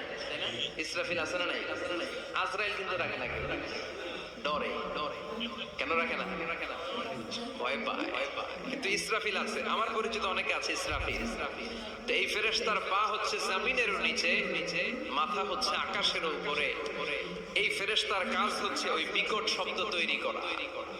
উনি একটা সাইরেনের মধ্যে ফু দিবেন, হুইসেল দিবেন, ট্রাম্পেট। ওই ট্রাম্পেটে, ওই সাইরেনে, ওই হুইসেলে ফু দিলেই শুরু হয়ে যাবে আল কারিয়া। মাল ওমা আদরাকা মাল। এই ফেরেশতার দায়িত্বই হচ্ছে ওই বাঁশির মধ্যে ফু দেয়া। Whistle, siren, trumpet. আরবিতে এটাকে বলা হয় আসুর। ইদা নুফিখা ফিস সূরি নাফখা ওয়াহিদা, যখন তিনি ওই সিংহে একটা ফু দিবেন, সব লন্ডভন্ড হয়ে যাবে, কিচ্ছু খুঁজে পাওয়া যাবে না। আল্লাহ ওনাকে তৈরি করেছেন শুধু এই হুইসেলের মধ্যে, বাঁশির মধ্যে 3টা ফু দেওয়ার জন্য। কয়টা? উনি সৃষ্টির শুরু থেকেই এই বাঁশিটাকে 2 ঠোঁটের মাঝখানে রেখে আল্লাহর আরশের দিকে তাকিয়ে আছে, and just waiting for the green signal. আল্লাহর পক্ষ থেকে সবুজ সংকেতের অপেক্ষায়। যখনই আল্লাহর অর্ডার করবেন, তখনই শুরু হয়ে যাবে আল কারিয়া। মাল ওমা আদরাকা মাল। সৃষ্টির শুরু থেকেই ইসরাফিল ফেরেশতা বিশাল সিংহাটাকে 2 ঠোঁটের মাঝখানে করে আরশের দিকে তাকিয়ে আছে, কখন আল্লাহ অর্ডার দিবে। অর্ডার দিতে দেরি, ফুৎকার দিতে দেরি নাই, ঠিক কিনা? বিকট আওয়াজ, গগন বিদারী শব্দ, প্রচন্ড একটা সাউন্ড, জাইগান্টিক সাউন্ড, যে আওয়াজ, যে শব্দ কেউ শোনেনি। শুনছেন? পৃথিবীতে আপনারা কে সবচেয়ে বেশি আওয়াজের কিছু শুনেছেন? সবচেয়ে বেশি আওয়াজ আপনার জীবনে ঘটেছে কোন জায়গায়? কি দেখেছেন যে অনেক আওয়াজ হয় সেখানে? বলেন তো। হ্যাঁ,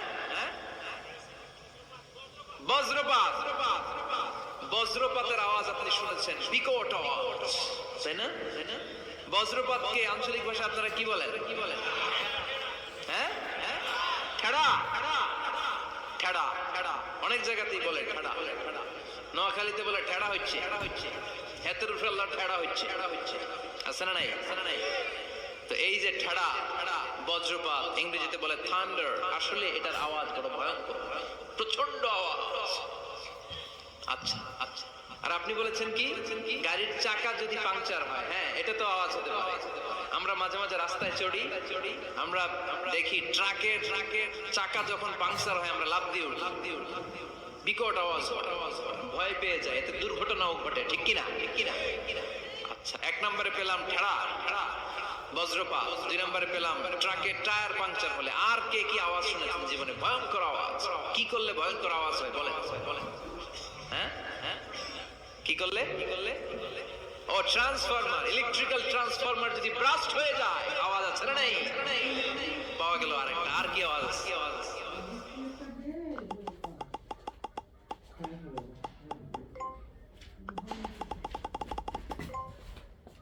গ্রেনেড হামলা, বোমা মারলে, সিলিন্ডার ব্রাস্ট হইলে, আর আছে?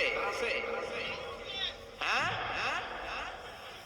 হাই স্কুলে দপ্তরি যখন ঘন্টার মধ্যে বেল বাজায়, আওয়াজ আছে না নাই? হাতুড়ি দিয়ে লোহার মধ্যে বাড়ি মারলে আওয়াজ আছে না নাই?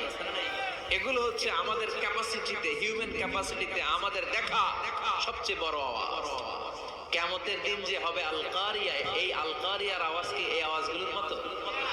চিল্লায় বলেন এই আওয়াজের মতো। এজন্য আল্লাহ বললেন আল কারিআতু মাল কারিআতু ওয়া মা আদরাকা মাল কারিয়া। সে আওয়াজটা ভয়ঙ্কর আওয়াজ। এটা বজ্রপাতের মতো না, এটা ট্রাকের টায়ার পাংচার হলে যে আওয়াজ হয় ওই আওয়াজের মতো না, গ্যাসের সিলিন্ডার ব্রাস্ট হয়ে গেলে যে আওয়াজ হয় ওই আওয়াজের মতো না, প্রাইমারি স্কুলে দপ্তরি যখন ছুটির ঘন্টা বাজায় ওই আওয়াজের মতো না। ওই আওয়াজটা এমন আওয়াজ, ওই আওয়াজ পৃথিবীর কেউ শোনে না। সেটার নাম হচ্ছে আল কারিয়া, মাল ওমা আদরাকা মাল, বিকট আওয়াজ, বিকট ভয়ঙ্কর ট্রাম্পিট। এই সাইরেনে ফু দেয়া হবে, প্রথম ফু দেওয়ার সাথে সাথেই লন্ডভন্ড হয়ে যাবে। এই ইসরাফিলকে তৈরি করা হয়েছে শুধুমাত্র কেবলমাত্র 3টা ফু দেওয়ার জন্য। চিল্লায় বলতে হবে কয়টা? এই ফেরেশতার আর কোনো কাজ নাই, তার আর কোনো কাজ আছে? ঠিক যে মুহূর্তে, এখন আমার ঘড়িতে বাজে 9:50, রাত 9:50, ঠিক এই মুহূর্তে যখন আমরা তাফসীর শুনছি, ঠিক এই মুহূর্তেও ইসরাফিল ফেরেশতা সিংহাটাকে 2 ঠোঁটের মধ্যে লাগিয়ে আল্লাহর আরশের দিকে তাকিয়ে আছে। ওই যে সৃষ্টি শুরু থেকে তাকিয়ে আছে, আজ অবধি তাকিয়ে আছে। যখনই গ্রিন সিগন্যাল আসবে মুহূর্তেই শুরু হয়ে যাবে আল কারিয়া, মাল ওয়া মা আদরাকা মাল। আল্লাহ বললেন সে আওয়াজটা হবে বড্ড ভয়ঙ্কর। প্রথম ফুৎকার যখন দেয়া হবে এটারে বলে নাফখাতুল ফাজা। দুনিয়ার সব মানুষগুলো অবাক হয়ে যাবে, পুরো পৃথিবীটা কেঁপে উঠবে, পৃথিবীর বিল্ডিং গুলো দুমড়ে মুচড়ে পড়বে, পৃথিবীর বড় বড় যত পাহাড়গুলো আছে তুলার মতো বাতাসে পাহাড়গুলো তুলিত হতে থাকবে। আল্লাহু আকবার। আল্লাহ বললেন ইয়াউমা ইয়াকুনুন নাসু কাল ফারাশিল মাবথুস ওয়া তাকুনুল জিবালু কাল ইহনিল মানফুশ। সেদিন মানুষগুলো বিক্ষিপ্ত পতঙ্গের মতো নিক্ষিপ্ত হবে যখন আল কারিয়া, এই বিকট আওয়াজটা হবে। শুনতেছেন? মনোযোগ আছে? কথা বুঝতে সমস্যা হচ্ছে না তো? 3টা ফুৎকার। কয়টা? প্রথম ফুৎকার দেওয়ার সাথে সাথে মানুষগুলো বিক্ষিপ্ত পতঙ্গের মতো নিক্ষিপ্ত হবে। এই যে আরামসে বসে আছি, তখন আর বসে থাকা যাবে না। কে ধাক্কা খেয়ে কই চলে যাব টেরই পাওয়া যাবে না। আমরা এই যে বসে আছি এর কারণ হচ্ছে গ্র্যাভিটেশনাল একটা ল আছে, পাওয়ার। এটারে বাংলায় বলে মাধ্যাকর্ষণ শক্তি। কি শক্তি? কথা বলেন। কে আবিষ্কার করছে এটা? হ্যাঁ, কে? বিজ্ঞানের নিউটন, আইজাক নিউটন আবিষ্কার করেছে। আপেলকে নিচে পড়তে দেখে গবেষণা করে পেয়েছে গ্র্যাভিটেশনাল পাওয়ার। ওইটা থাকার কারণে পৃথিবীর সেন্টার সবকিছুকে নিজের দিকে টানে, ফলে আমরা বসে আছি। কিন্তু এই মাধ্যাকর্ষণ শক্তির বাইরে যদি আমরা আকাশে উঠে যাই, আর কিন্তু কোনো টানাটানি নাই, আপনি শূন্যে ভেসে থাকবেন। নভোচারীরা মহাশূন্যে যে ভেসে থাকে, কিয়ামতের ওই ধাক্কার ভাইব্রেশন যখন শুরু হয়ে যাবে, পুরো পৃথিবীটা মুহূর্তের মধ্যে কেঁপে উঠবে। এমন কম্পন, এমন আওয়াজ পৃথিবীবাসী এর আগে আর শোনে নাই। একটা ধাক্কার চোটে মানুষগুলো ছিটকে কে যেন কই পড়ে যাবে, কেউ টের পাবে না। কে কই চলে গেছে হিসাব নাই। সব থাকবে ওই টাইমে, সব থাকবে না। কেউ থাকবে টয়লেটে, কেউ থাকবে ঘুমে, কেউ থাকবে বাজারে। আপনাদের নিমসার বাজার তো থাকবে তখন, না থাকবে?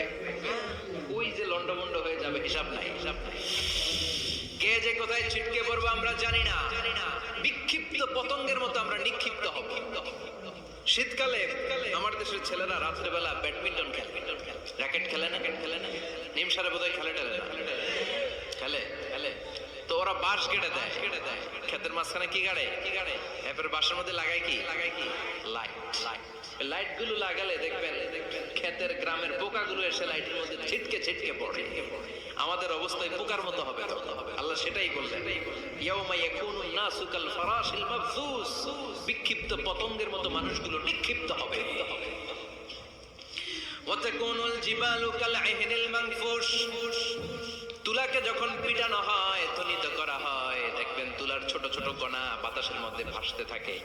ফু মারলে আরো দূরে যায়, আরো বাতাস আসলে উড়ে উড়ে যে কোথায় চলে যায় টের পাওয়া যায় না। সুবহানাল্লাহ। বিশাল বিশাল পাহাড়গুলো এরকম ধ্বনিত তুলার মতো সামনে উঠতে থাকবে, একটা পাহাড়ও টিকবে না। বাংলাদেশের সবচেয়ে বড় পাহাড়ের নাম কি জানেন? তাজিংডং পর্বত, কিন্তু সবচেয়ে বড় পাহাড় হচ্ছে গারো পাহাড়, ময়মনসিংহ। ওটা থাকবে কিয়ামতের দিন। আল কারিয়া, আল কারিয়ার সময় টিকবে ওইটা। তাজিংডং বিজয় সবচেয়ে বড় পর্বত শৃঙ্গ কোথায়? এটা বান্দরবান। এটা টিকবে? কেউকারাডাং একটা আছে না? চিম্বুক আছে না? টিকবে? টিকবে না। পৃথিবীর সবচেয়ে বড় পাহাড় মাউন্ট এভারেস্ট নেপালে 29,035 ফিট উঁচু, টিকবে? ইউরোপের সবচেয়ে বড় পাহাড় আল্পস পর্বতমালা টিকবে না। আমেরিকার সবচেয়ে বড় পাহাড় আলাস্কা পর্বতমালা টিকবে না।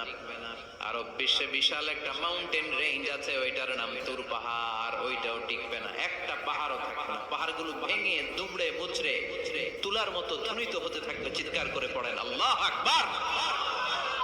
এই যে 5 তলা 7 তলা 10 তলা দেদারসে টাওয়ার উঠতে শুরু করেছে, বিল্ডিং বাড়তে শুরু করেছে। কিয়ামত যখন শুরু হবে, আল কারিয়া যখন শুরু হয়ে যাবে, রব্বুল আলামিন পুরো পৃথিবীটারে ধরে একটা ঝাঁকুনি মারবে।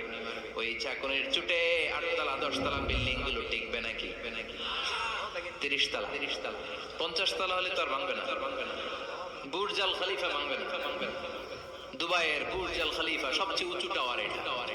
কিংডম টাওয়ার এটা নাকি আরো উঁচু হবে, 1000 মিটার উঁচু হবে।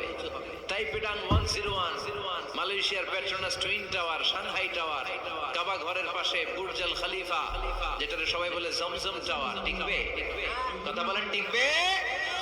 আল্লাহ বললেন, ইযা সুলজিলাতিল আরদু জিলজালাহা ওয়া আখরাজাতিল আরদু আসফালাহা ইযা রুজ্জাতিল আরদু রাজ্জান ওয়া বুসাতিল জিবালু বাসসা। সেদিন পৃথিবীটারে কাঁপিয়ে দেয়া হবে, পুরো পৃথিবী নড়ে চড়ে উঠবে, টাওয়ার গুলো ভেঙে খান খান, পাহাড়গুলো ভেঙে দুমড়ে মুচড়ে যাবে, মানুষগুলো বিক্ষিপ্ত পতঙ্গের মতো নিক্ষিপ্ত হবে। সাগরের পানির মাঝখানে দাউ দাউ দাউ দাউ দাউ দাউ করে আগুন জ্বলতে শুরু করে দিবে। আল্লাহু আকবার। নকশা এঁকে দিয়েছেন আল্লাহ, নকশা এঁকে দিয়েছেন না? সুবহানাল্লাহ। আবার আল্লাহ বললেন, ফাইযা বারিকাল বাসারু ওয়া খাসাফাল কামারু ওয়া জুমিআশ শামসু ওয়াল কামারু ইয়াকুলুল ইনসানু আইনাল মাফার। সেদিন মানুষের চোখ হবে ছানা পড়া, চন্দ্র সূর্যে কোনো আলো থাকবে না, মানুষগুলো দিক বিদিক পাগলের মতো দৌড়াবে, সবার মুখে এক কথা, পালাবো কই? পালানোর জায়গা আছে? নাকি শুধু বাংলাদেশের এই সাইডটাতেই কিয়ামত হবে, সৌদিতে আর হবে না? হ্যাঁ, আমেরিকায় কেমন হবে? ওদিক তো ডোনাল্ড ট্রাম্প থাকে। হ্যাঁ, আমেরিকাতেও হবে, জাপানে হবে, ইন্ডিয়াতে হবে, গোটা বিশ্বে একসাথে কাপাকাপি আর এই ধ্বংসলীলা শুরু হয়ে যাবে। চিৎকার করে বলেন ঠিক কি না? আল্লাহ বলেন, ইয়াউমা নাতুমিস সামা কাতাইয়িস সিজিল লিল কুতুব। আকাশ আর আকাশ থাকবে না। কাগজ যেমনি আমরা এরকম ফোল্ড করে ফেলি, ভাঁজ করে ফেলি, মন চাইলে কাগজকে যেমনি আমরা এরকম হাতের মধ্যে গুটিয়ে নেই, সেদিন আকাশটারে হাতের মধ্যে গুটিয়ে নিবে কে? মানুষগুলো পাগলের মতো দৌড়াবে। কেউ থাকবে টয়লেটে, কেউ হসপিটালে, কেউ মাজারে, কেউ বাজারে, যে যেখানে থাক, শুরু হয়ে যাবে কিয়ামতের এই ভয়াবহ দৃশ্য। দুধের বাচ্চাকে রেখে দিয়ে মা দৌড়ে পালাবে। দুধের বাচ্চা রেখে মা কোথাও যায়? কলিজার টুকরে দুধের বাচ্চা, এটারে ফেলে মা কোথাও যায় না। কিন্তু কিয়ামতের এই ঝাঁকুনির দৃশ্য দেখে আল কারিয়া মাল মাল ওমা আদরাকা মাল। এই দৃশ্য দেখে দুধের বাচ্চারে রেখে মা দিবে দৌড়। অনেক গর্ভবতী মহিলা থাকবে এই কিয়ামতের সময়ে যাদের পেটের ভেতরে 2 মাসের বাচ্চা, 3 মাসের বাচ্চা, অপরিপক্ক অপরিণত, বাচ্চাটা এখনো বড় হয় নাই, কোন বাচ্চার হাত পা এখনো হয় নাই। কিয়ামতের এই ভয়ঙ্কর দৃশ্যটা দেখে জায়গার মধ্যে 3 মাসের অপরিণত বাচ্চাটা রব্বুল আলামিন বলেন, ইয়া আইয়ুহাল্লাযীনা আমানু কু আনফুসাকুম ওয়া আহলিকুম নারা ওয়াকুদুহা আন-নাস ওয়াল হিজারা عليها ملائكة غلاظ شداد لا يعصون الله ما أمرهم ويفعلون ما يؤمرون سبحان الله পড়েন।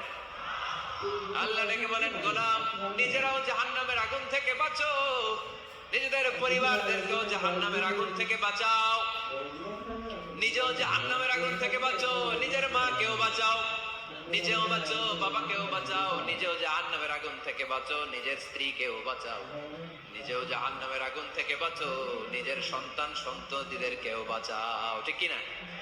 নাকি আপনি একা জান্নাতে যেতে চান? আমি জান্নাতে, আমার বাবা জাহান্নামে, এটা ভালো লাগবে? আমি জান্নাতে, আমার মা জাহান্নামে, এটা আমরা চাই? আমি জান্নাতে, আমার স্ত্রী জাহান্নামে, আমি জান্নাতে, আমার ছেলেরা জাহান্নামে, এটা চাই আমরা? আমরা চাই সবাই মুমিন পরিবার দুনিয়াতে যেমনি একসাথে, আমরা জান্নাতেও থাকবো একসাথে। আওয়াজ করে বলতে হবে, ঠিক কিনা? কু আনফুসাকুম ওয়া আহলিকুম নারা, নিজেও জাহান্নামের আগুন থেকে বাঁচো, পরিবারকেও বাঁচাও, নিজেও জান্নাতি হতে হবে, পরিবারের সব সদস্যদেরকেও জান্নাতি সদস্য বানাতে হবে। এজন্য আল্লাহর হাবিবকে আল্লাহ পাক আদেশ করছেন, ওয়া আমুর আহলাকা বিসসালাতি ওয়াসতাবির আলাইহা।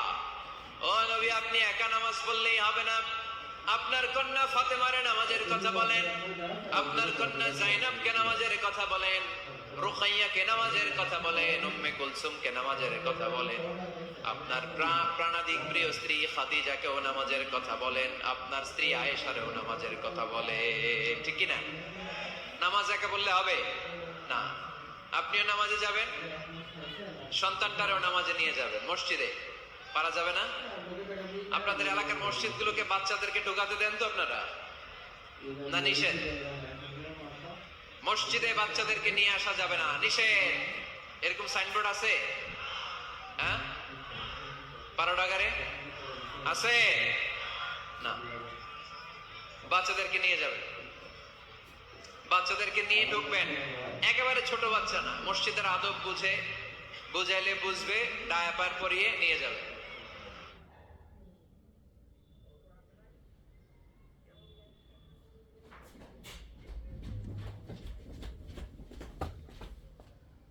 বাচ্চারাই করবেন, আমরা করব? কথা বলেন। বড় মসজিদে নিয়ে যাব। ইমাম সাহেব যারা আছেন, আইম্মাতুল মাসাজিদ, মসজিদে বিশেষ করে জুমার দিন চকলেট নিয়ে যাবে। বাচ্চা দেখলেই চকলেট দেওয়ার দরকার আছে না নাই? আপনি যদি চকলেট দেন, এই বাচ্চার স্মৃতিতে আপনার কথা আজীবন থাকবে, জীবনেও বাচ্চার মেমোরি থেকে আপনার নাম ডিলিট হবে না। চিল্লা এখন, ঠিক কিনা? আর যদি গালি দেন, যদি মসজিদ থেকে তাড়ায় দেন, তাহলে বড় হয়ে বলবে, এক বদের হাট দিয়েছিলাম গে ইমাম, আমি মসজিদে গেলেই খালি ধমক দিত। আছে না নাই? গালি খাবেন আপনি, বদদোয়া খাবেন আপনি। এজন্য ছোট্ট বাচ্চাদেরকে মসজিদে নিয়ে যান। তুরস্কের মসজিদে বিভিন্ন সাইনবোর্ড লেখা থাকে, ওখানে ওরা লিখে দিয়েছে, আমি দেখলাম, যে জামাত চলা অবস্থায় পেছনে যদি বাচ্চাদের কিচির মিচির আর চিৎকার চেঁচামেচি শুনতে না পাওয়া যায়, তাহলে ভবিষ্যৎ প্রজন্ম নিয়ে আপনারা আশঙ্কায় থাকুন। ঠিক কিনা? আমরা জামাতে নামাজ পড়তেছি, পিছনে যদি চিল্লাচিল্লি শোনা যায়, তাহলে বোঝা গেল আমার ছেলে, আমার নাতি, এরা সব নামাজি হচ্ছে, মসজিদে আসছে। ঠিক কিনা? আমরা তারাবি পড়তেছি, পিছনে বাচ্চাদের আওয়াজ নাই, বোঝা গেল ভবিষ্যৎ প্রজন্ম এগুলো মুসল্লি হচ্ছে না, এগুলো ঘরে বসে বসে ভিডিও গেমস খেলে। চিল্লায় বলো, ঠিক কিনা? এজন্য বাচ্চাদেরকে মসজিদে নেওয়ার কোনো বিকল্প নাই, নিতেই হবে।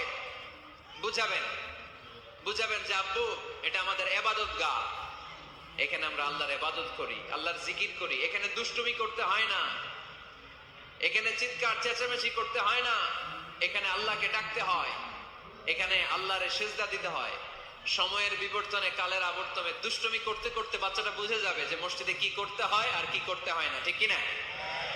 এজন্য অবশ্যই অবশ্যই এবং অবশ্যই বাচ্চাদেরকে আপনারা মসজিদে নিয়ে যাবেন, যাতে আমাদের ভবিষ্যৎ প্রজন্ম নামাজি হয়, আমাদের ভবিষ্যৎ প্রজন্মটা মুসল্লি হোক, নামাজি হোক। আমরা চাই কি চাই না?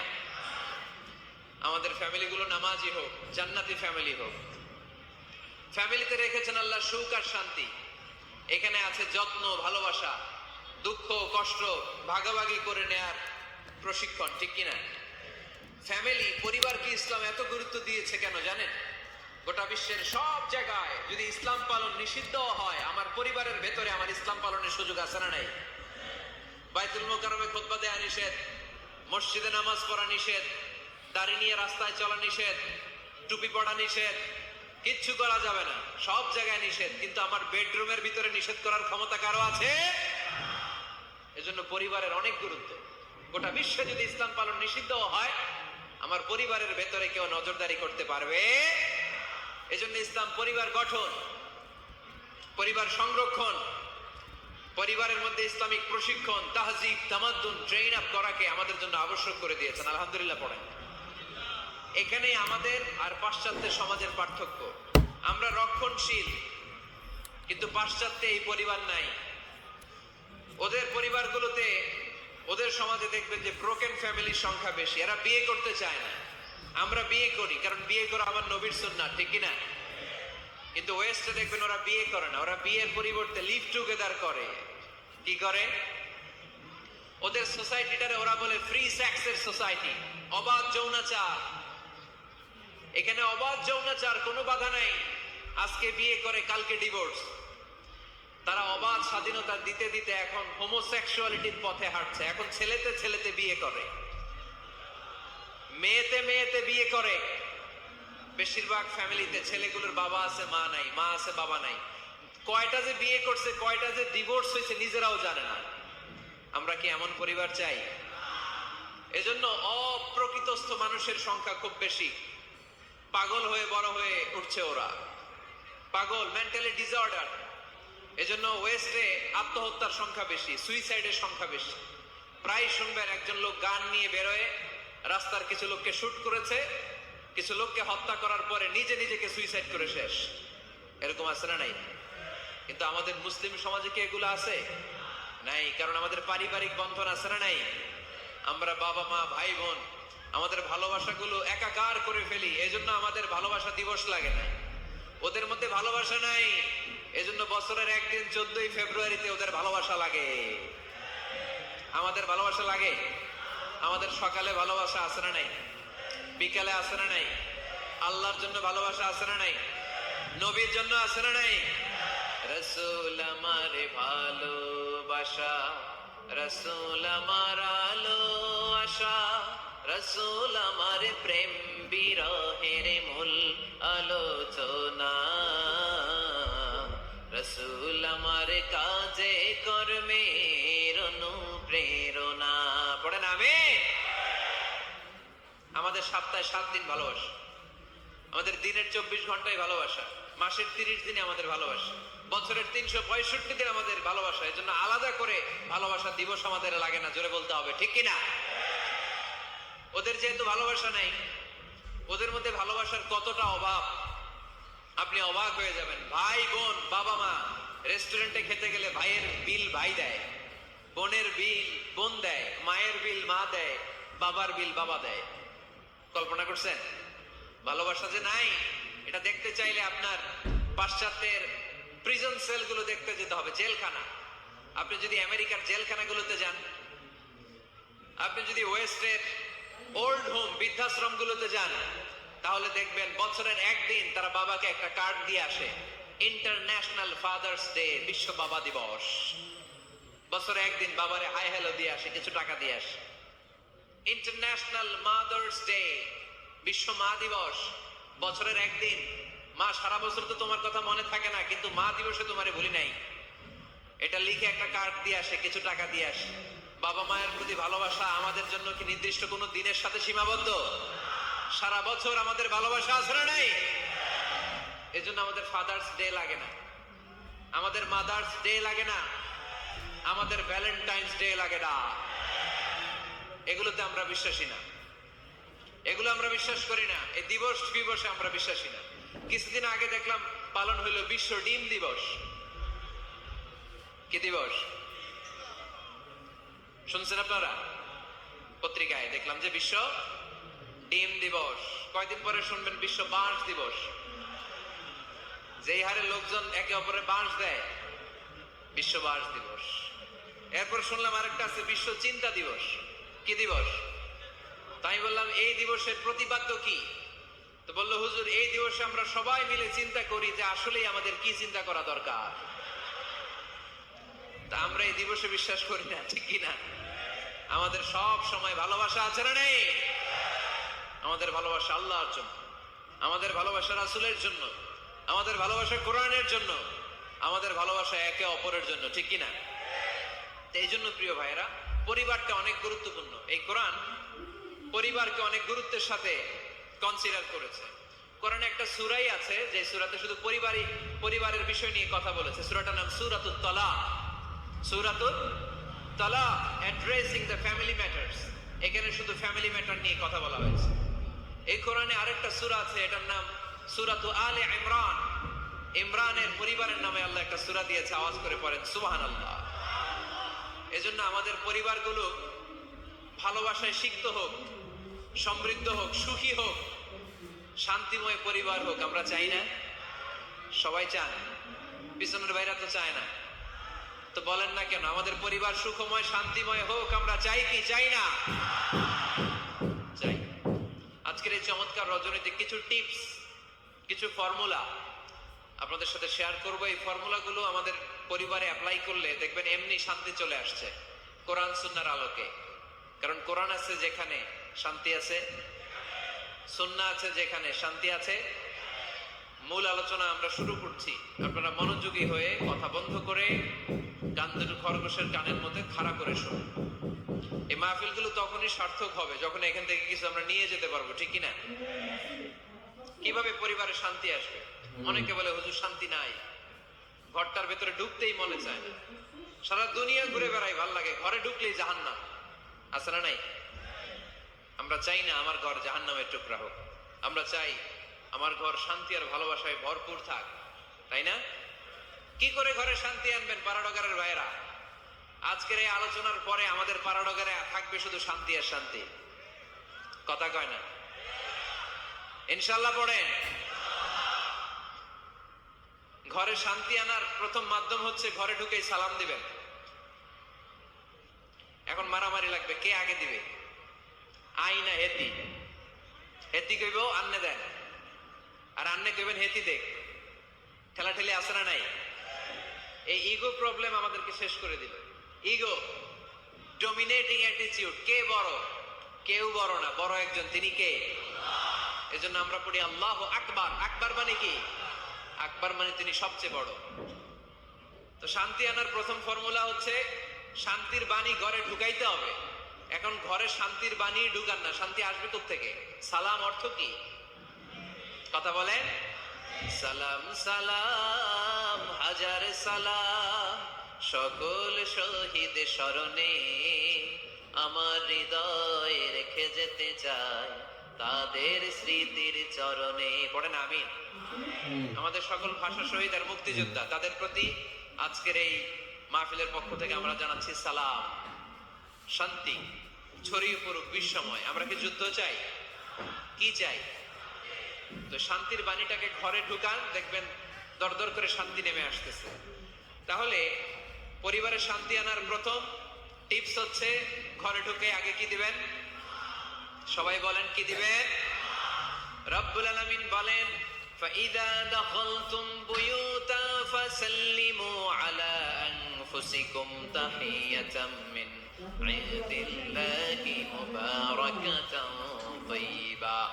অবিশ্বাসীরা শোনো শোনো, তোমরা যখন তোমাদের ঘরে প্রবেশ করবে, ঘরে প্রবেশ করার পর সর্বপ্রথম তোমার যেই কাজ, প্রথম কাজটা হলো ঘরের মধ্যে যারা আছে সবাইকে সালাম দিয়ে দাও।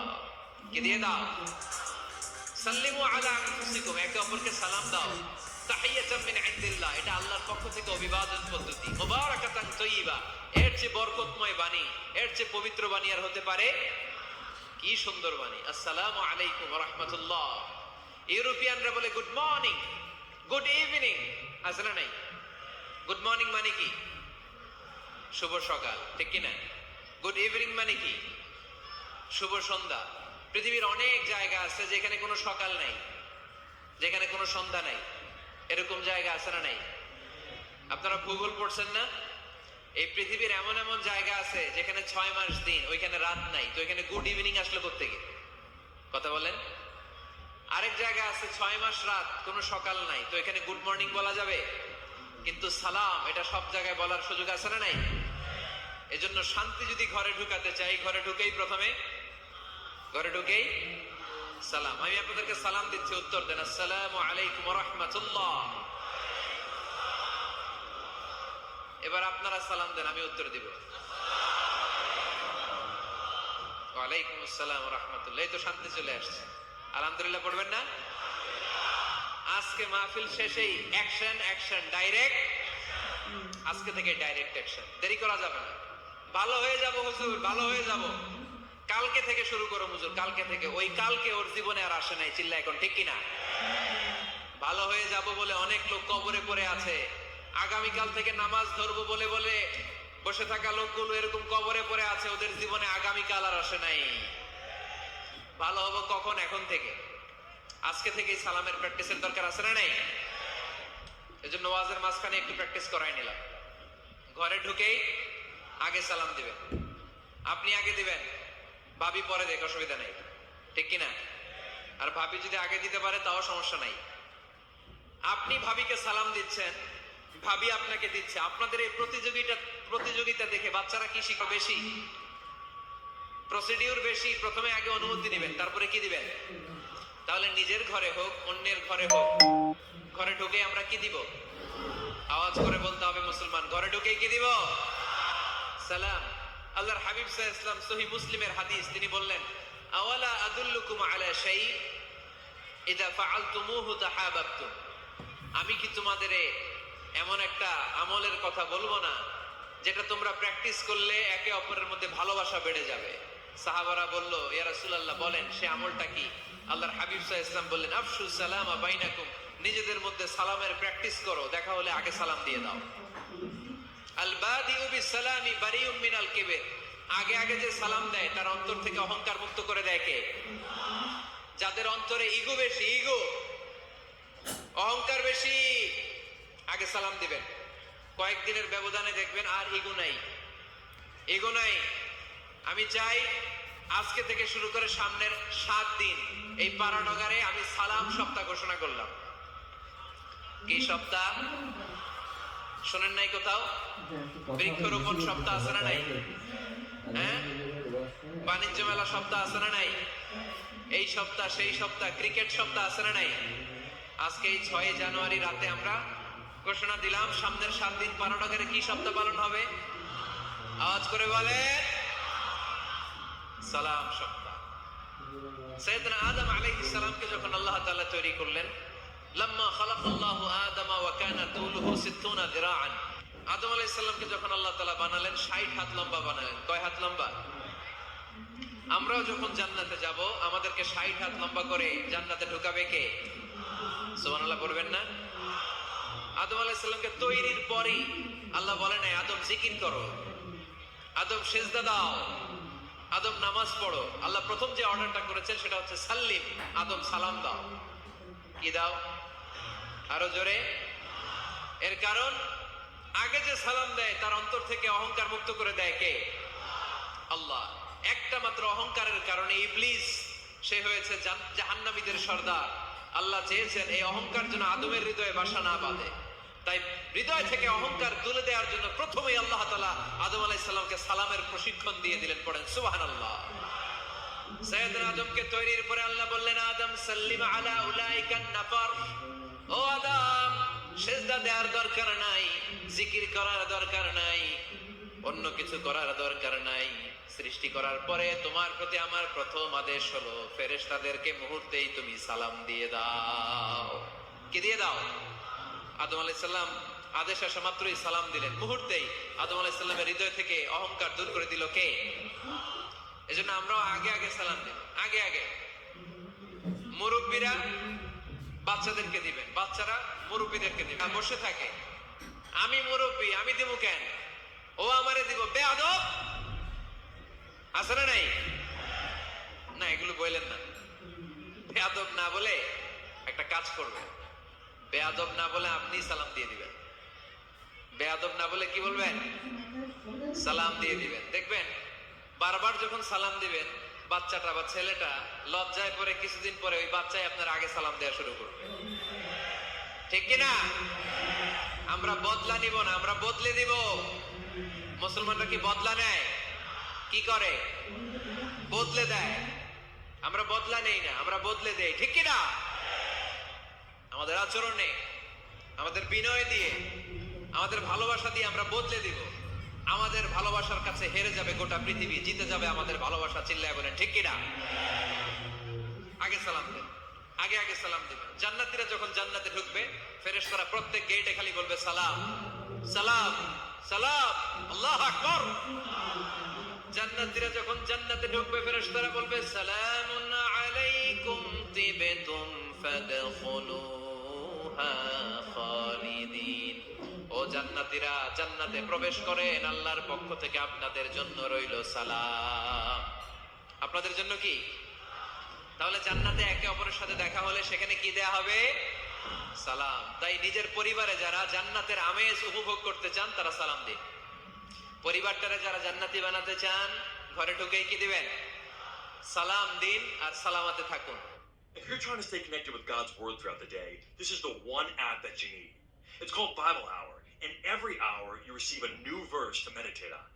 You can select a topic such as healing, faith, love, strength, as well as many others to get the exact type of encouragement that you're looking for. Or you can even set up your own scriptures, so if you're trying to memorize a certain one or get exact encouragement, you can do that for any time that you like. We've had testimonies from literally all around the world of people who said that they received the exact scripture they needed at the exact moment to get through a tough day or a tough time. People say it's like receiving a personalized text message from God. And there's many other things you can do in the app. You can customize your backgrounds. You can add scriptures to collections like scriptures. You can go to the feed and see past scriptures from the hours from any topic for months on end. So there's many different things you can do. So if you are looking for direct encouragement from the Word of God all throughout your day, download it and check out Bible Hour on iOS and Android today, and it will help you stay connected with God's Word all throughout your day.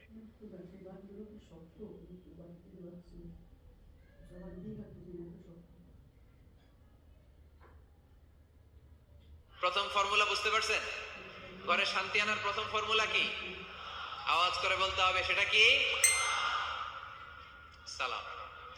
2 number formula, ঘরে যারা সুখ শান্তি রাখতে চান, ঘরের মধ্যে কোনো ছবি টাঙিয়ে রাখা যাবে না। যাবে? মূর্তি রাখা যাবে না। যাবে? মুসনাদে আহমদ ইবনে হাম্বলের হাদিস, আল্লাহ রাসূল সাল্লাল্লাহু আলাইহি ওয়াসাল্লাম বলেন, লা ইন্নাল মালাইকাতা লা তাদখুলু বাইতান ফীহি তামাসিল ওয়া সূরা। যে ঘরে মূর্তি আছে, যে ঘরে ছবি টাঙিয়ে রাখা হয়, ওই ঘরে আল্লাহর রহমতের ফেরেশতা প্রবেশ করে। চিপায় চাপায় কোনো ছোটখাটো ছবি থাকলে ওটা ভিন্ন কথা, কিন্তু বড় করে টাঙিয়ে রাখা যাবে? আব্বা আম্মা মরে গেছে, অনেকে আব্বা আম্মার ছবি টাঙায় রাখা যাবে? আজকে নামায় ফেলবেন, পারা যাবে তো? আচ্ছা। অনেকে বিয়ের ছবি বাঁধায় রাখে, বাঁধায়া ঘরে ঝুলায় রাখে, স্মৃতি রাখবার চায়। কি রাখবার চায়? না, স্মৃতি এইখানে রাখে, ছবি নামিয়ে ফেলবেন। নেতা নেত্রীর ছবি অনেকে টাঙিয়ে রাখে, আছে না নাই? না, নামায় ফেলেন, নামায় ফেলবেন। পীর সাহেবের ছবিও টাঙিয়ে রাখে? না না, এগুলো করবেন না। স্মৃতি যদি রাখতে হয়, বিয়ের ছবি কিংবা ফ্যামিলি গ্রুপ ছবি হতে পারে, আব্বা আম্মা ভাই বোন মিলে আমাদের মতো করে আমাদের পরিসরে আমরা একটা ছবি তুললাম, এই ছবি অ্যালবামের মধ্যে তালাবদ্ধ করে রাখতে হবে, ঠিক কিনা? ঘরের মধ্যে ঝুলিয়ে রাখা যাবে। স্মৃতি সংরক্ষণের জন্য 1-2টা ছবি রাখতে পারেন, অ্যালবামের মধ্যে রাখবেন। কি লাভ? মাঝে মাঝে যখন খুলবেন, 10 বছর আগের ছবি যখন খুলবেন, দেখবেন হায়রে, এই গ্রুপ ছবিতে পাশে আমার দাদা ছিল, আজকে দাদা নাই, আব্বা ছিল, আজকে আব্বা নাই, আমার দাড়িগুলো কালো ছিল, এখন দাড়ি আর কালো নাই, সাদা হয়ে গেছে। মরণের কথা চিন্তায় আছে না নাই? আখিরাতের কথা স্মরণ হবে। তো আজ থেকে আমরা ছবি টাঙিয়ে রাখবো না, নামায়ে ফেলবো। রহমতের ফেরেশতা তো আসতে চায় আপনার ঘরে, আপনি ঢোকার বন্দোবস্তই তো রাখেন নাই। রহমতের ফেরেশতাকে ঢোকার সুযোগই তো আপনি দিচ্ছেন না। ঢুকবে কেমন করে? বিয়ের ছবি, আব্বা আম্মার ছবি, নেতা নেত্রীর ছবি টাঙিয়ে না রেখে অ্যালবাম বন্দি করে রাখেন, প্রয়োজনে দেখবেন। অনেকে বাঘের শোপিস, সাপের শোপিস, কুমিরের শোপিস সুকেসে সাজিয়ে রাখে, আছে না নাই? রহমতের ফেরেশতা আসে না, এগুলো রাখবেন না। কোন প্রাণীর শোকেসের ভেতরে প্রাণীর শোপিস রাখা যাবে না। অনেকে ঘরের মধ্যে পিয়ানো রাখে, পিয়ানো, আছে না নাই? বাঁশি রাখে, বাঁশি, গিটার, সব ভালো, তুই একা বাসিস নে, একটু ভালোবাসিতে দিস মরে, গিটার বাজায় আর গাইতেছে মামায়। আহা, আসে না তোমার ঘরে রহমতের ফেরেশতা, ঠিক কিনা? হারমোনিয়াম, একতারা, দোতারা, সেতারা, এগুলো রাখা যাবে? ঢোল রাখা যাবে? ঢুকে না রহমতের ফেরেশতা। তো রহমতের ফেরেশতা রহমতের পয়গাম নিয়ে আসবে আপনার ঘরে। যদি আপনি চান, ছবি না নামিয়ে ফেলুন, মূর্তি সরিয়ে ফেলুন, দোতরা, ঢোল বাদ্য এগুলো ভেঙে ফেলে দেন। আল্লাহ রাসূল সাল্লাল্লাহু আলাইহি ওয়াসাল্লাম বললেন, বুইসতু আন উকাসসিরাল মাযামির, ঢোল বাদ্য, হারমোনিয়াম, গিটার এগুলোকে ভেঙে মাটির সাথে গুঁড়িয়ে দেওয়ার জন্য বিশ্ব নবীকে আল্লাহ তাআলা জমিনে পাঠিয়েছে। ঢোল বাজানো হারাম, এগুলো বাজাবেন না, রহমতের ফেরেশতা আসবে না। কোন হেভি মিউজিক্যাল ইনস্ট্রুমেন্ট ঘরে রাখা যাবে না। তবে তবে আপনি গাছের ছবি, প্রকৃতির ছবি, নদী নালার ছবি, এগুলোর ক্যালিওগ্রাফি বাধাই করে দেয়ালে টাঙিয়ে রাখতে পারেন, এতে কোনো সমস্যা। বাচ্চা মেয়েদেরকে কাপড়ের তৈরি পুতুল দিতে পারেন, এটা তো কোনো সমস্যা নাই। আম্মা জান আয়েশা রাদিয়াল্লাহু তাআলা আনহা, উনি কাপড়ের পুতুল দিয়ে খেলা করতেন, কাপড়ের ঘোড়ার পুতুল, মানুষের পুতুল, এগুলো দিয়ে খেলতেন, এটা জায়েজ আছে। কিন্তু চোখ আছে, নাক আছে, মুখ আছে, হাত আছে, এরকম পুতুল ঘরে রাখা যাবে? দেখেন ইসলামী শরিয়াত কত চেক এন্ড ব্যালেন্স। বাচ্চা মেয়েদের জন্য এটা কেন জায়েজ? কারণ এই মেয়ে কিছুদিন পরে মা হতে চলেছে, ঠিক কিনা? এদের হাতেই লালিত পালিত হবে আগামী প্রজন্ম। দেখবেন বাচ্চা মেয়েরা ছোট্ট ছোট্ট পুতুল দিয়ে খেলা করে, এরা রান্না করে, বাচ্চারা দুধ খাওয়ায়, বাচ্চারা গোসল করে, আছে না নেই? ইসলাম এটা জায়েজ করেছে এজন্য যাতে ছোটবেলাতেই বড় হয়ে তার উপর যে দায়িত্ব চাপবে, ছোটবেলাতেই যেন এটার প্রশিক্ষণ হয়ে যায়। সুবহানাল্লাহ পড়ে, খেলার ছলে প্রশিক্ষণ হয়ে গেল। এই জন্য ঘরে যারা শান্তি চান এগুলো রাখবেন না। ঘরে হিন্দি সিরিয়াল দেখা যাবে না। এইবার আসছে আসল ওয়াজ, ঢুকে না, রহমতের ফেরেশতা ঢুকে না। এই জন্যই অশান্তি, এজন্যই অশান্তি। হিন্দি সিরিয়াল দেখা যাবে না, জি বাংলা দেখা যাবে না, স্টার জলসা দেখা যাবে না, ইন্ডিয়ান কোন অশ্লীল চ্যানেল ঘরে দেখা যাবে না। রহমতের ফেরেশতা ঢুকে না। আমার বোনেরা, মহিলা প্যান্ডেলে আপনাদের কারো যদি এই অভ্যেস থেকে থাকে, একদিনে তো আর ছাড়তে পারবেন না, আস্তে আস্তে, কি বলেন? অনেকে সিগারেট ছাড়তে চায়, আমার কাছে আসে, হুজুর আপনার ওয়াজ শুনে নামাজ ধরছি, দাড়ি রাখা শুরু করছে, সিগারেটটা তো ছাড়তে পারি না। তো জিজ্ঞেস করলাম কয়টা করে খান প্রতিদিন? কয় 10টা। কত বড় টাকায়! তো ওরে যদি বলে কালকে থেকে একটাও খাওয়া যাবে না, ও বাঁচবে না মরবে? মরবে। তো আমি বললাম চালায় যান, চালায় যান, অল্প অল্প। এই সপ্তাহ একটু কমায় খায়েন, 8টা করে খায়েন, পরের সপ্তাহ 5টা করে খায়েন, কমাইতেছে। এরপরের সপ্তাহ 3টা, পারতেছে। এরপরের সপ্তাহ 2টা, তাও ভালো। এরপরের সপ্তাহ 1টা। যেই সপ্তাহে উনি 1টা করে খায়, পরের সপ্তাহে বাদ দেওয়া যাবে না? গ্রাজুয়ালি। অনেক এলিট সোসাইটির ফ্যামিলি, তাদের বাবারা আমার কাছে আসে, বলে হুজুর ধন সম্পদ, সোশ্যাল স্ট্যাটাস আল্লাহ কম দেয় নাই, তো আপনার ওয়াজ শুনে আলহামদুলিল্লাহ আমরা পরিবর্তিত হতে শুরু করেছি, আমরা এখন নামাজ টামাজ পড়তেছি। তো মেয়েগুলো পর্দা করে না হুজুর, পর্দা করে না। কি করি? হিপ হপ স্টাইলের মেয়ে, টাইট ফিটিং। কি ফিটিং? টাইট ফিটিং জামা পরে হুজুর, কি করব আমি বলেন?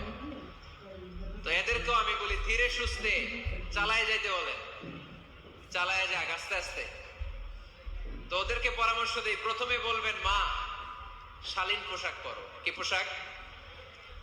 প্রথম ধাপে হচ্ছে শালীন পোশাক। নিজেকে একটু গুছিয়ে রাখো, একটু ওড়না পেঁচিয়ে রাখো, একটু ঢিলেঢালা জামা পরো। শালীন পোশাকে যখন মেয়েটা অভ্যস্ত হয় তখন আমি বলি এদেরকে হেজাব পরান। হেজাব কি পরান?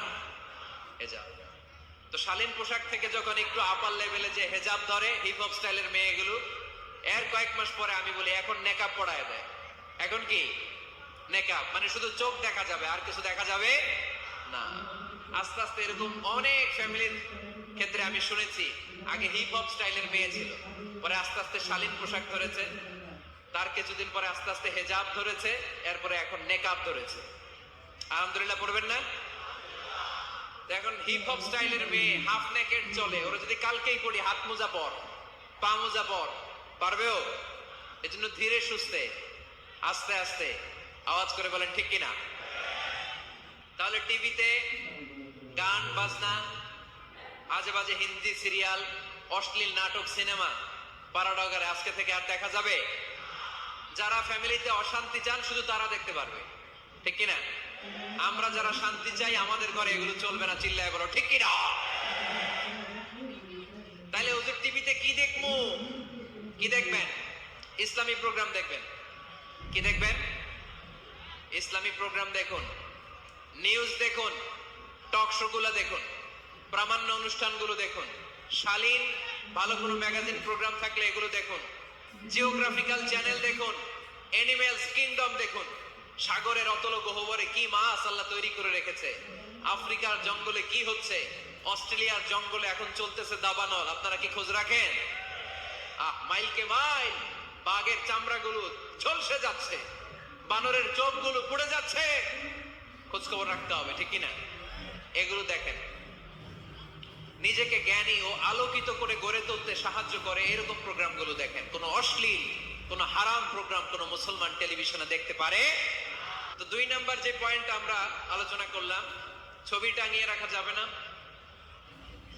মূর্তি রাখা যাবে না ঘরে, গিটার বাদ্যযন্ত্র রাখা যাবে না, অশ্লীল নাটক সিনেমা দেখা যাবে। তাহলে ঘরটারে শান্তিতে ভরপুর করবে কে? কয়টা গেল? টিপস কয়টা গেছে মুসলমান? মনে রাখতেছেন তো?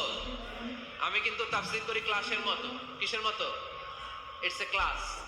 পড়া দিব আবার পড়া নিব, তা না হলে কিচ্ছু খেয়াল থাকে না।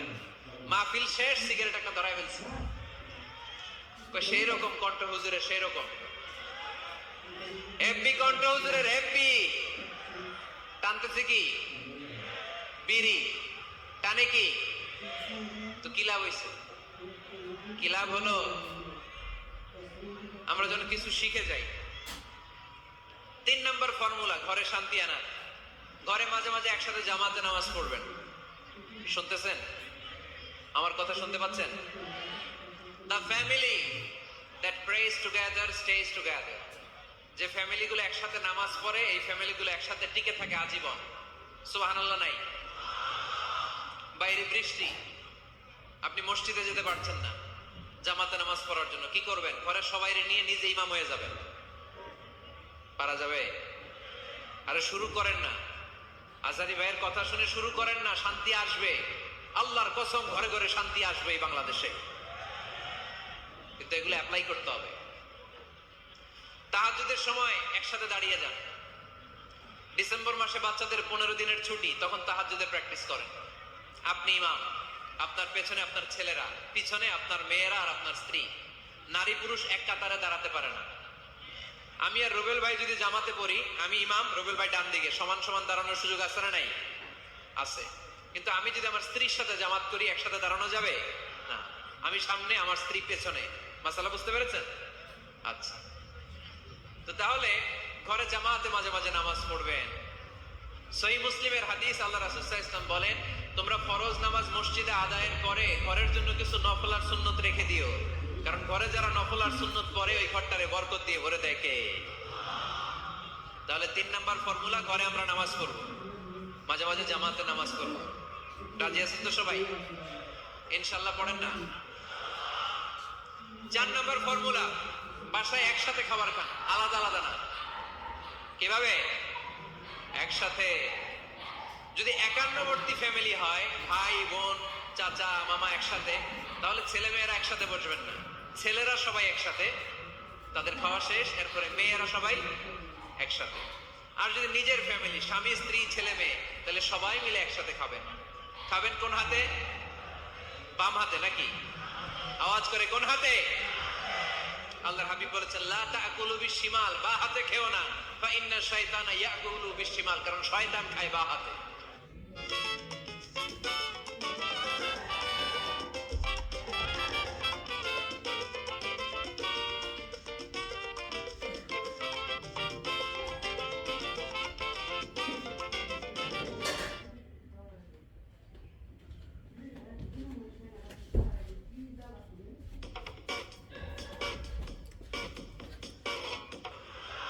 খাওয়ার পরে কি পড়বো মনে থাকবে? বাচ্চারা উল্টা কাজ করতে পছন্দ করে বেশি। দেখবেন বাচ্চারা ডাইন পায়ের জুতা পরে বাম পায়ে, বাম পায়েরটা পরে। আমার মেয়ে সব সময় এটা করবে। আমি জুতা পরাই দিলে ঠিক, নিজে পড়লে বাম পায়েরটা দেয় ডান পায়ে, ডান পায়েরটা দেয় বাম পায়ে, আর গ্লাস ধরবে বা হাতে, যতক্ষণ আমি না ঠিক করে দিব। এবং বিসমিল্লাহ বলতে ওরা ভুলে যায়, বারবার স্মরণ করিয়ে দিবে, বারবার বারবার। এখন ওর মস্তিষ্ক নরম আর উর্বর, ভেরি ফার্টাইল ওদের মস্তিষ্ক। যেইটাই ঢুকাবেন এখন সফটওয়্যার হিসেবে, যেটা ইনস্টল করবেন ওটা আজীবন থাকবে। চিল্লায় বলেন ঠিক কিনা? সিঙ্গাপুরে আমার প্রোগ্রাম, গত কোরবানির পরে 5 দিন টানা প্রোগ্রাম ছিল সিঙ্গাপুরে। এক ফ্যামিলি আসছে, অনেক বড় বিজনেসম্যান ওখানকার, এসে বলে হুজুর ইউটিউবে আপনার ওয়াজ শুনে আল্লাহ আমাদেরকে হেদায়েত দিচ্ছে, কিন্তু ছেলে মেয়েগুলোর তো মানাইতে পারতেছি না, নামাজ পড়ে না, আপনি একটু পানি পড়া দেন। কি পড়া? আমি বললাম বয়স কত? কয় 22। আমি কই পানি পড়া না, আমারে বাইটা খাওয়াই দিলে হবে না, কারণ কাঁচা না নোয়ালে বাস, পাকলে করে টাস টাস। আগে আগে, দেরি করা যাবে না, দেরি করলে কষ্ট হয়ে যায়। আল্লাহ হেদায়েত না দিলে তখন এদেরকে বোঝানো যাবে না। ছোট্ট সোনামণিরা, ওরা এখন কাদা, কাদাকে যেমন খুশি তেমন ডিজাইন করা যায় কি যায় না? ডিজাইন করার পরে যখন শুকিয়ে যায় তখন আর কিছু করা যায়? তখন বাঁকা করতে গেলে কি হবে? ভেঙে যায়। একসাথে খাবেন, খাবার শেয়ার করবেন, একে অপরের সাথে খাবার শেয়ার করলে মহব্বত বাড়ায় দেয় কে? পারবেন? পারবেন সবাই? একসাথে খাবেন না আলাদা? আল্লাহর হাবিব সাল্লাল্লাহু আলাইহি ওয়াসাল্লাম খেতে বসলে কখনো খাবারের বদনাম করতেন না। সহিহ বুখারীর হাদিস, মা আবা রাসূলুল্লাহ সাল্লাল্লাহু আলাইহি ওয়াসাল্লাম তুআমান কত্তু, কখনো খাবারের বদনাম করেন নাই। এই 63 বছরের জীবনে কখনো না, একবারও না। ইনিশতাহাহু আকালাহু, ভাল লাগলে খাইতেন, বেশি বেশি খাইতেন। ওয়া ইন কারিহাহু তারাকা, ভালো না লাগলে রেখে দিতেন, ওটার দিকে তাকাতেন না। কিন্তু কখনো বলেন নাই লবণ বেশি হয়েছে, কখনো বলেন নাই ঝাল বেশি হয়েছে, এগুলো বললেন না। বলবেন? মহিলা প্যান্ডেলের ভাবিরা খুব খুশি, এখন খুশি হয়ে গেছে। ভাবিদেরকে বলবো আপনারাও আপনাদের সর্বোচ্চটা দিয়ে ভাইয়ের জন্য রান্না করেন, যাতে ভাইয়ের খেতে কষ্ট না হয়, ঠিক কিনা? চেক এন্ড ব্যালেন্সের দরকার আছে না নাই? Islam is check and balance, very balanced religion, খুবই ভারসাম্যপূর্ণ জীবন ব্যবস্থা। খাবারের বদনাম করবেন না, খাবেন, খাওয়ার শেষে শুকরিয়া করবেন কার? আচ্ছা, কয়টা গেল? কয়টা গেল? আরো জোরে বলে মাশাআল্লাহ। 5 নাম্বার, ঘরে কোরআন তেলাওয়াত করবেন। কি করবেন? করেন, আপনারা করেন? হ্যাঁ, ঘরে কোরআন তেলাওয়াত করেন প্রতিদিন। ফজরের পরে পাড়াডগায়ের প্রতিটা পরিবার থেকে সুমধুর কোরআনের ধ্বনি ভেসে আসতে হবে। কথা কয় না তো? ঠিক বলেন না কেন আওয়াজ করে? প্রতিটা ঘরেই যেন কোরআনের সুমধুর বাণী উচ্চারিত হয়। এলাকার মসজিদের মক্তবগুলোতে হুজুর কোরআন পড়ায়, আছে এটা না? আমরা ছোটবেলা কিন্তু যাইতাম, আমি যাইতাম শাহী জামি মসজিদে, ওইখানে যে আমি কোরআন শিখছি। তো মসজিদগুলোতে আপনারা এই মক্তবের সিস্টেমটা চালু রাখবেন, প্রতিদিন সকালে কোরআন পড়বেন। কোরআন যেটা মুখস্থ করবেন স্ত্রীকে শোনাবেন, স্ত্রী আপনাকে শোনাবে। প্রতি মাসের জন্য একটা সূরা নির্ধারণ করেন। কোনটা? একটা। এক মাসে একটা ছোট্ট সূরা মুখস্থ করা যাবে না? ধরেন সূরাতুত তিন, ওয়াত-তিনি ওয়াজ-জাইতুন, এটা এক মাসে মুখস্থ করা যাবে না? যাবে। আজকে রাতেই আপনাদের ফ্যামিলি মিটিং এটা সিদ্ধান্ত নেবেন যে এই মাসের জন্য সবাই মিলে কোন সূরাটা পড়বেন। মুখস্থ করতে হবে, অর্থও জানতে হবে। আমার ফ্যামিলিতে এই মাসে চলতেছে সূরাতুদ দুহা। আমার ছোট মেয়েটা মুখস্থ করতেছে, একটা করে মুখস্থ করে আর শোনায়, আমিও ওরে শোনাই। আমার স্ত্রী আমাকে শোনায়, আমি আমার স্ত্রীকে শোনাই। পারানগরের প্রত্যেকটা ঘরে এই প্র্যাকটিসের দরকার আছে না নাই? প্রতি মাসে কয় সূরা? তাহলে এক বছরে কয় সূরা? 12টা। পুরো পারানগর হাফেজ হয়ে যাবে কয়েক বছরের ব্যবধানে। পারা যাবে মুসলমান। আল্লাহর হাবিব সাল্লাল্লাহু আলাইহি ওয়াসাল্লাম আম্মা জান আয়েশা রাদিয়াল্লাহু তাআলা আনহুর কোলের মধ্যে মাথা রেখে কোরআন তেলাওয়াত করতেন। সুবহানাল্লাহ পড়বেন না? কানা রাসূলুল্লাহ সাল্লাল্লাহু আলাইহি ওয়াসাল্লাম ইয়াকরাউল কুরআন ওয়া রাসুহু ফি হাজরি ওয়া আনা হায়েদ। আম্মা জান আয়েশা বলেন, আমার যখন মাসিক চলতো, আমার মেনস্ট্রুয়েশনাল পিরিয়ড চলাকালীন সময়ে আল্লাহর নবী আমার কোলে মাথা রেখে রেখে কোরআন তেলাওয়াত করে আমারে শোনাতে।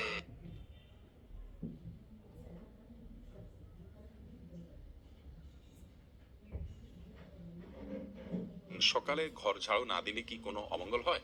সকালবেলা নাকি পুরুষরা ঘুম থেকে ওঠার আগেই ঘর ঝাড়ু দিতে হয়। টয়লেটে যাওয়ার সময় মাথায় ঘোমটা দেওয়া কি আবশ্যক? আহারনামা পড়া যাবে কিনা? পিরিয়ড অবস্থায় মৃত ব্যক্তির কাছে যাওয়া যাবে কিনা? ঋণ পরিশোধের জন্য কিছু একটা আমল বলুন। জিকির ও ছোট ছোট দোয়া পাঠ করার সময় কি টেনে টেনে পড়তে হবে? অবাধ্য সন্তানকে বাধ্য করার কোনো উপায় আছে কি? নামাজ সূরা ফাতিহার পর আরেকটা সূরা পড়ার আগে বিসমিল্লাহ পড়া কি আবশ্যক? মানুষ মারা গেলে মাইকিং করা জায়েজ আছে কিনা? বাথটাবে